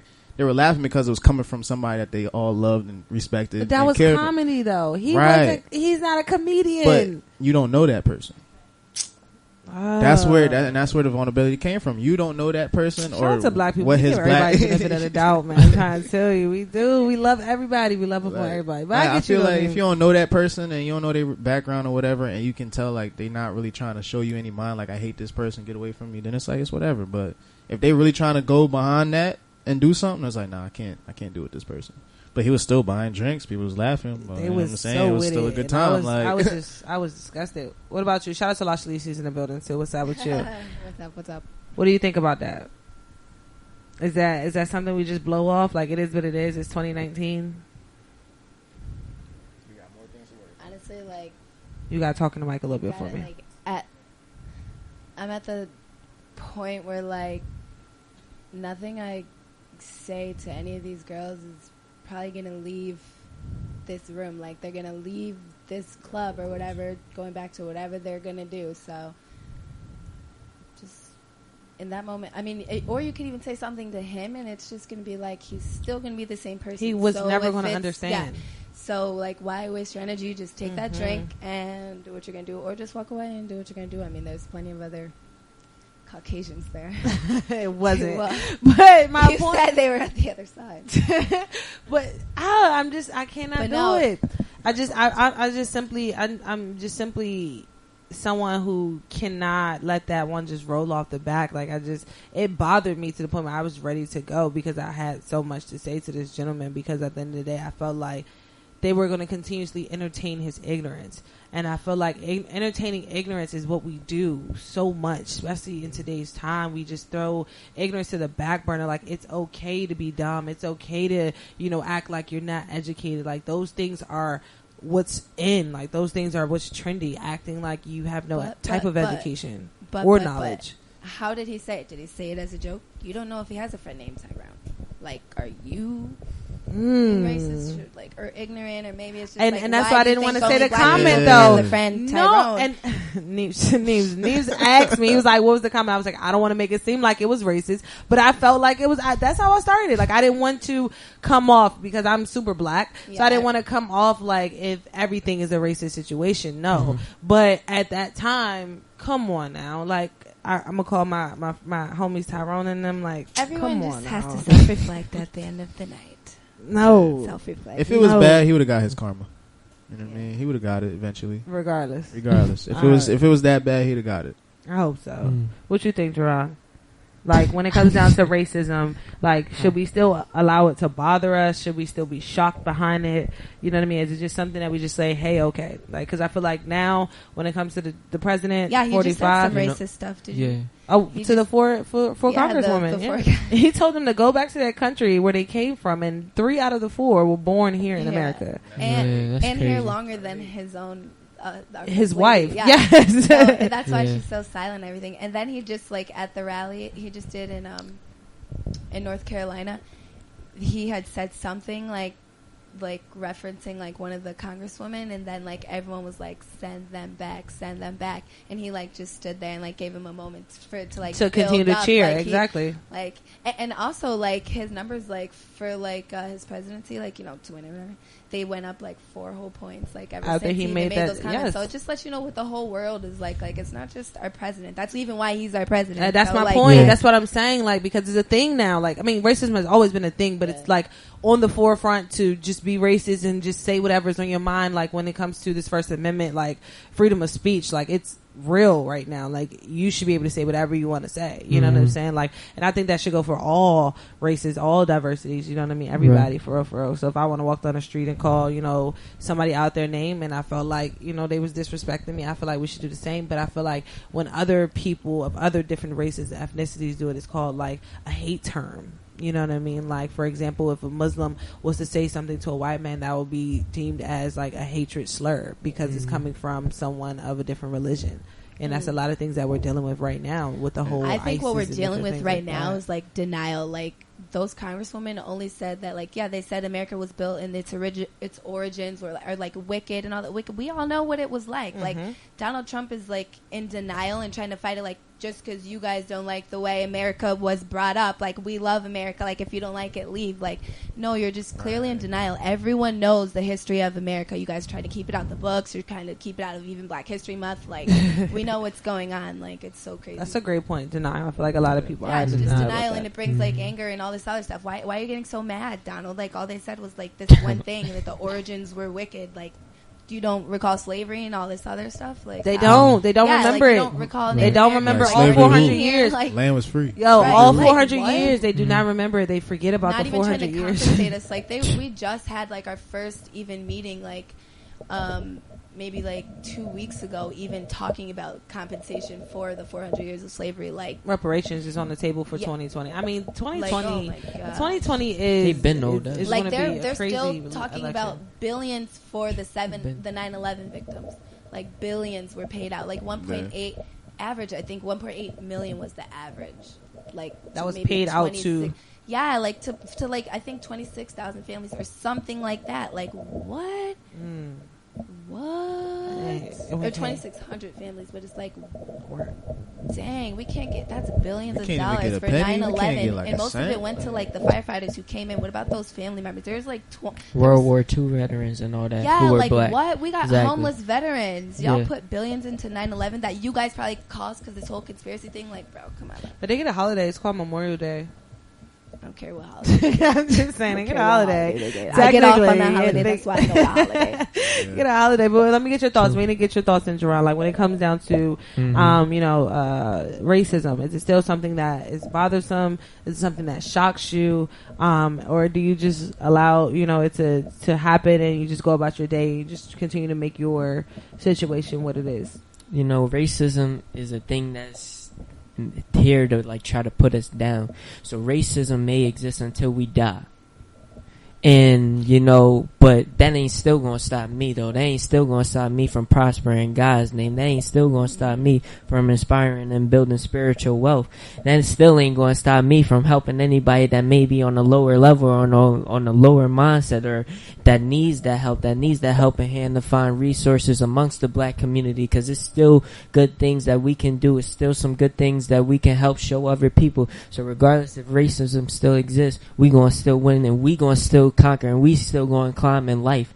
That's how I see it. It ain't gonna stop me.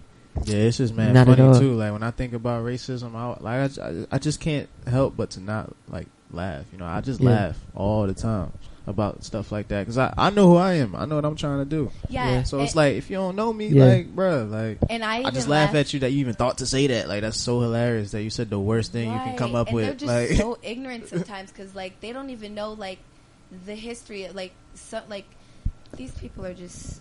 They don't even know that most of the stuff they love or that they use every day was invented by a black person. Like, you hate us, my guy. Like, it's like a rap. Who's there to help? Like, why do you think the army's coming in through Red Cross and everything? A black woman created Red Cross. Why don't we talk about her? Yeah. Like, what it's are you like talking you ain't about? even got to prove anything to ignorant people. Like they just gonna believe what they gonna believe in. That's why I find it so funny because they know they not about to go look that stuff up. It's like you just like you hate me. That's funny. That's cool. I guess like. What you want me to do about that? Like, I don't know. Let me ask you guys this question. And this is something I was talking to somebody last week about, which was the whole Disney shift in characters and, pandering to the African American community and the black families, right? So right now, Disney is $1 billion company already, and they build their company based off the backs of children, and children such as all of us. We all grew up on Disney movies. But when we grew up on Disney movies, you know what I mean? The princesses were all white, the kings and lords and families, all of them were all white, and different things like that. And even the narrative of the story was geared to a white family and how they grew up and all the above. Brandy. It was geared, I grew up to Brandy, the black Cinderella. I really don't even recall any other one. That was in 2000s though. We didn't get that into the 2000s. Cinderella came out in the 19 something. Yeah, like a lot of them stories are based off of Disney himself. Yeah. So geared to the white family, you know what I mean? And when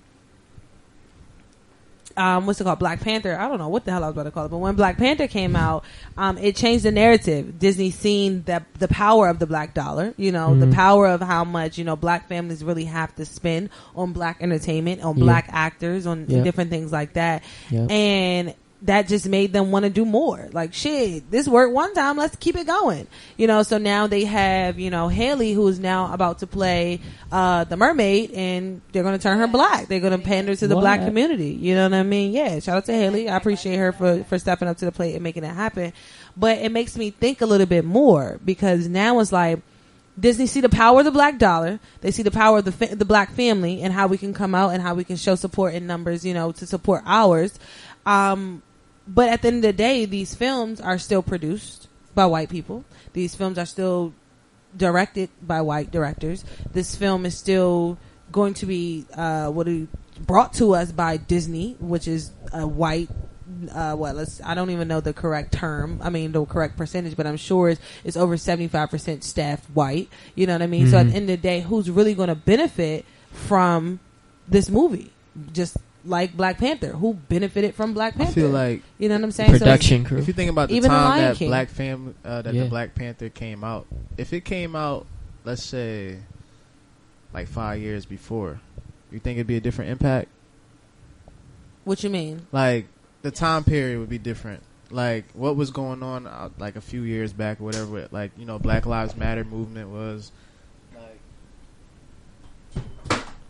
save the day, please. Thank you. so the Black Lives Matter movement was what, like 2 years ago it started or whatever.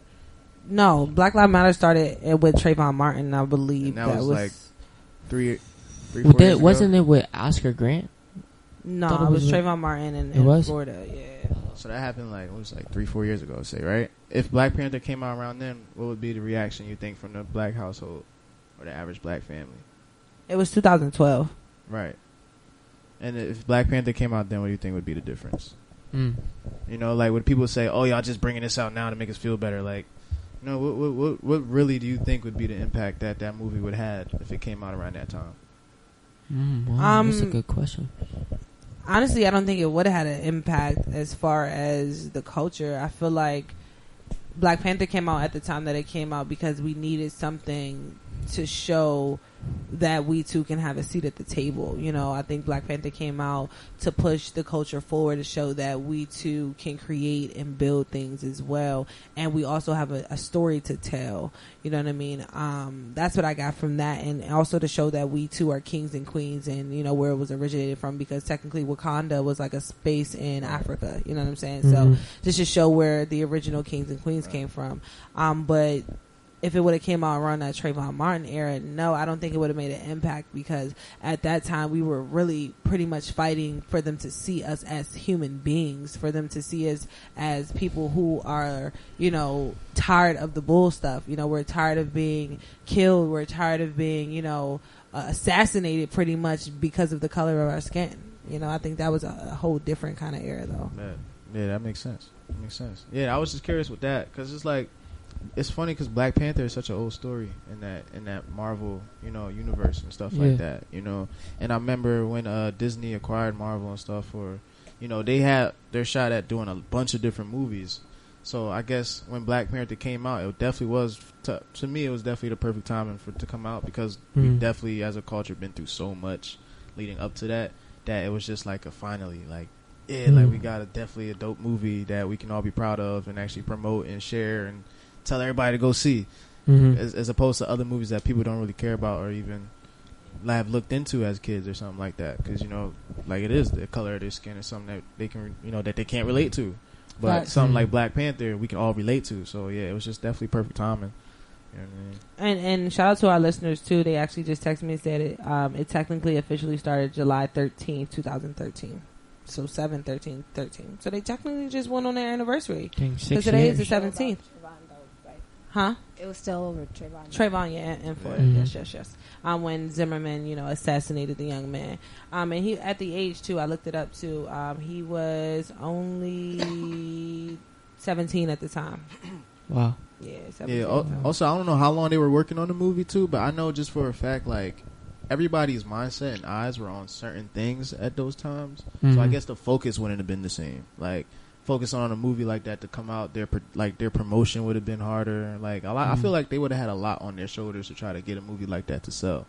You know what I mean? What, something like Black Panther? Yeah, nobody was paying attention to that. You know what I mean? Because right after Trayvon Martin, it went in a whole spiraling effect. You got Eric Gardner, you got Alton Sterling. You got so many people. You know, that just came. Sandra Bland that just came right. It just kept going. And then and the power of social media was the key to success back there of actually getting these stories heard and to keep these men and young women, you know, names alive, because we had to keep it going. So nobody was thinking about no box office. I hope you wasn't thinking about no box office back then. And I mean, we shouldn't really be thinking about no box office now. That brings me back to the whole Disney situation. Like, if it's not black owned, if it's not black produced, if it's not black directed, if it's not black coming out of a black filmmaker, you know what I mean? I'm really not spending no money on it, because I got the Hookup 2 just came out last Friday, you know what I'm saying? And we didn't make that $1 billion box office wanna bestseller, see that. and So I that was didn't even know that produced, came out. owned, and so much more by everybody who's black. Master P broke a Guinness World Record for hiring the most people in one movie at a time.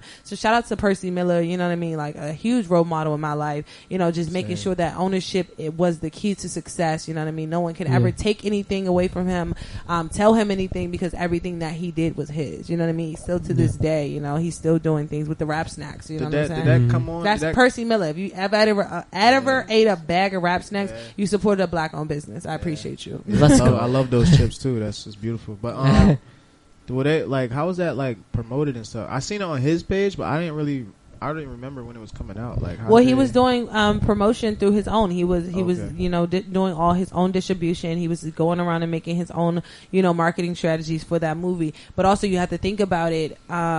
It's his movie, so when you go to do a movie theater, when you go to, you know, push a movie for the movie theater, they have to approve it. So you got to go through different things like, you know, AMC, the Magic Johnson theaters, and different things like that to actually approve your movie for going through. And one thing that I learned too, listening to his different interviews, is that the movie theaters technically don't make any money off the box office. They make money off of the sales, like the candy, the drinks, and the popcorn that we buy at the theater. That's why it's so expensive. I did not know that. I thought they made, you know, some type of percentage off the box office. But for real, the box office goes right back to the people who own the movie. That's because they don't really do nothing. Yeah, they wasn't making any money. They don't really do nothing. They just promote it. Like, they just push it out. It's just a distribution center. So that's like, you know what I mean? Like a 7-Eleven or something like that. Like, it's franchised to the owners and stuff like that, so they always have to collectively manage their own money. You know what I mean?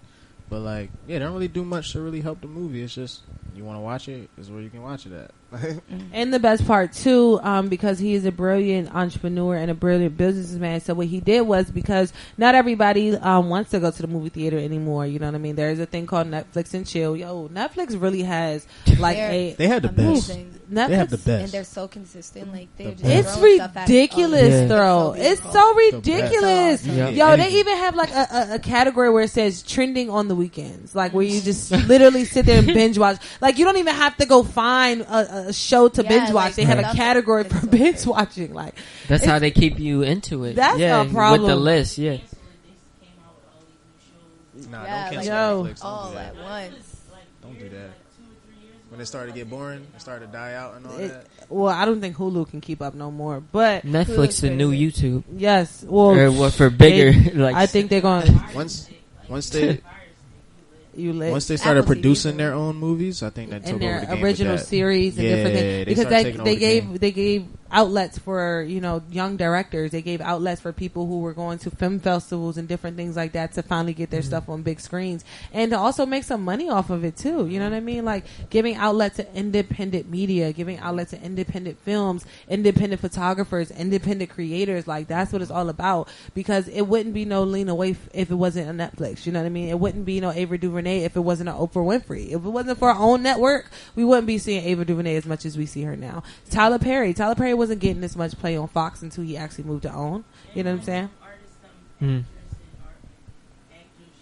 We gotta hear you. You're also seeing actors and actresses that you haven't seen in a while. Exactly. On there, like, or you wouldn't see it all. You know what I mean? True. Like the cast Especially who played in the cast who played in that was a Netflix series. When They See Us, all of them were brand new actors. You know what I mean? All of them. She went and she found those actors. She literally did her research to find actors. Exactly. So shout out to Netflix. But Master P actually put his movie, I Got the Hookup too. So if you don't want to go to the movie theater, you can see it on YouTube, Amazon Prime, Google Play, and Vudu. And one thing I want to speak on that too, I just said that there's a lot of black people out here. Like there's a lot of black people literally in one place. Everywhere. Or certain places around the world that are just in the pocket. They call us crabs in the barrel. So when you have a whole bunch of people looking for opportunities, you know what I'm saying? Of course, they're going to take on certain things because there's a lot of people out here that need opportunities to be creative and do stuff. I mean, so I think it's definitely a good look on Netflix part for actually supporting that. Of course, because it's just they see it. And it makes a larger amount of money that they can cash out at the end of the year too, because more people are paying that $8.99, and then they have Netflix for kids. Don't even hurt you either. Don't even hurt. I thought that joint was like 13 something now. It's 15, right? I don't know about 15. that. That's 15. You can have it for 2 TV. See, they upgraded. You know what I mean? And they got the kids one too, where you can literally see everything that your kids are watching on Netflix. I support them, and I wanted to because they put out banging movies. So take my money. And I wanted to drop a statistic too. So about 42% of blacks make up the population here in the city of Philadelphia, and if we combine and include the Hispanic community, it'll be about 44%. So yes, for almost 50% of black people here in the city of Philadelphia. Oh yeah, I was just talking about just in one place. So I wanted to talk about this city where we are right now. Currently, we are almost at half when it comes down to the city. But the crazy part is gentrification is coming so hard. So we have to make sure that we continue to buy back our blocks and we're not selling. You know what I mean? Don't sell out either. We got to purchase the land or keep the homes that we already have. I definitely would encourage everybody to do that. For real. And I appreciate everybody for listening too. We got about 5 minutes before we wrap up. I want to once again let everybody know exactly what this beautiful parlor has in store for everybody. I appreciate you guys for having us back for this live broadcast. This is something that I want to continue to do once a month. If you guys let me come back, if you guys will have me, I appreciate it. And I want to upgrade too, because we do have a little bar situation in here too, so I do want to get the bar popping. We gotta check the weather. This is the second time we had it. Rain got us, man. We gotta check the weather. We definitely gotta check the weather. So tell the people, Trojan, you know what I'm saying, how they can stay locked, how they come, get this walk-in, get these haircuts and all these things. So basically, the Art-Lit Shea Parlor, best barbershop in Philly. Not only a barbershop, we also have a stylist on deck too. Yes. 6 barbers and 1 stylist, so it's really a unisex salon as opposed to a barbershop. 3 different vibes, three different rooms. We also have a upcoming event called Club Lair. Awesome. Which is gives the people a chance to get in our books that can't usually get into our busy books. Okay. Because we usually book like a week out. We taking people on a walk-in tip, and it comes as a full experience. You get a hair wash. We have a masseuse. Awesome. You get a black mask facial, and we have a bartender, so you get one of the Lairs complimentary cocktails. Speaking of the black man, I gotta ask you real quick, right? Black men don't cheat. Is that true? Facts. Black man don't cheat. Is that true? Is it a hot girl summer? Is it a hot boy summer? What was that called? A city boy summer? Is it a city boy summer or black men don't cheat? If Charlamagne was to ever listen to this, if he was listening to this, I just want to let him know that that's BS. I always believe in that. Black men do cheat. I watch some black of men them, cheat in front of my face. Yeah. So black men do cheat, or everybody cheats? Everybody cheats. If something is too biases good, in social something media is too good, and you think you that nice, that you probably gonna try to find your best way around the scenario so you can get the best of both worlds. Really? Yeah, I mean, you've been cheating in school. So that whole you never leaned over to your friend and say like, "Yo, I wasn't here. Oh like, yeah, I was asleep. Like, can you like help me?" It just translates. I definitely cheated on some tests. I still translates. wonder to this day, like, yo, sheesh, why I ain't get caught? Or if I did get caught, they ain't say nothing to me. I copy word for word and plagiarized before. So, I cheated. Like. So, but black men don't cheat on their spouses is what they're trying to say. That's the movement that they're pushing. Like, black men don't cheat. Don't put a lie out. Some of them do cheat, though. You guys still... Go ahead. You got talking to the mic for me. You got talking to the mic. African Americans used to have a very strong foundation as far as family goes. It was slavery that messed us all up. Like, if you look back in the books and the records, it'll tell you that there's there's an extreme number, of black husbands and wife who found their way back to each other and got remarried again. Like, there's thousands. Like, we were about that life. Like, it was slavery that messed us all up.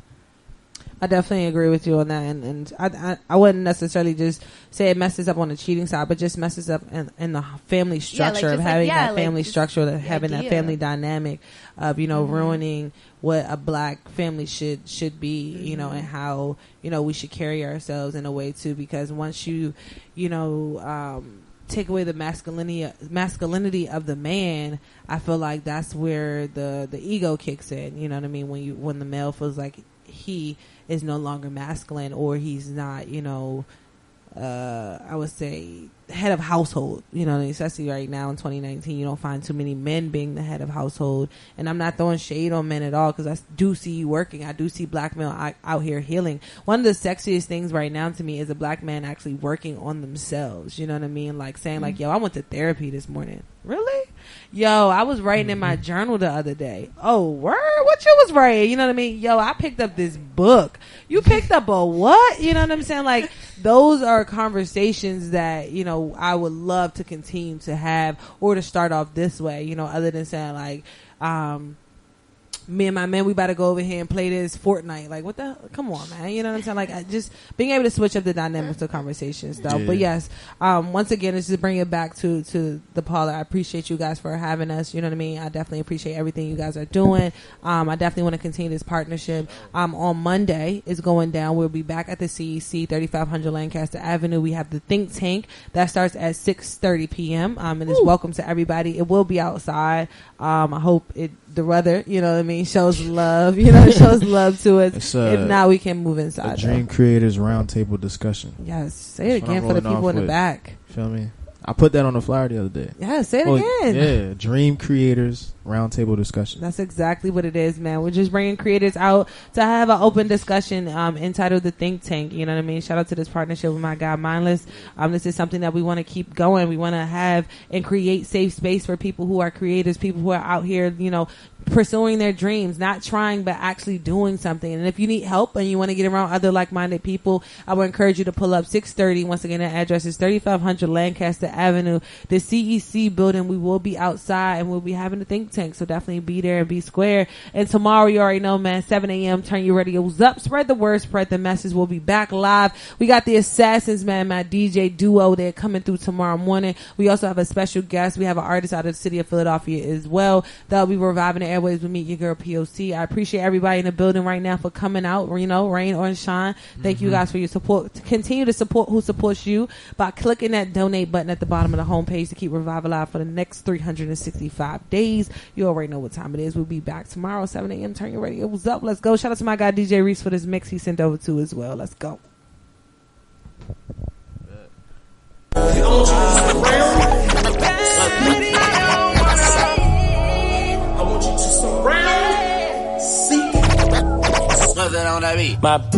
Yes. It's my joint right here. The 4-4. Hey, new YG featuring Tiger, John C. Go low. Down. Look up. You're missing stuff. What is the long-term effect of too much information? We don't know, but we're finding out. I know in my country, the polarization of the electorate, a mean-spiritedness.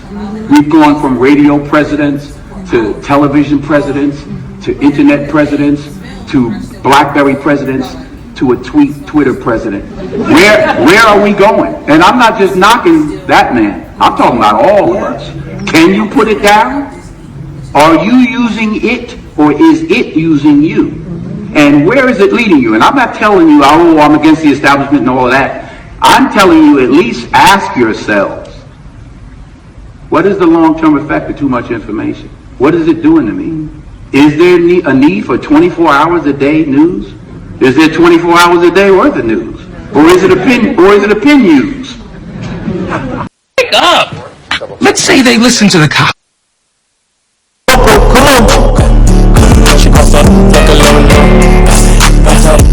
Tuning out for REVIVERADIO. Tuning out for REVIVERADIO. Why waste time? The time is now. Become a guest on our radio show. Revive Radio goes live 6 days a week with 7 jam-packed shows. And we want to hear from you. Hit us up right now, revive.poc@gmail.com.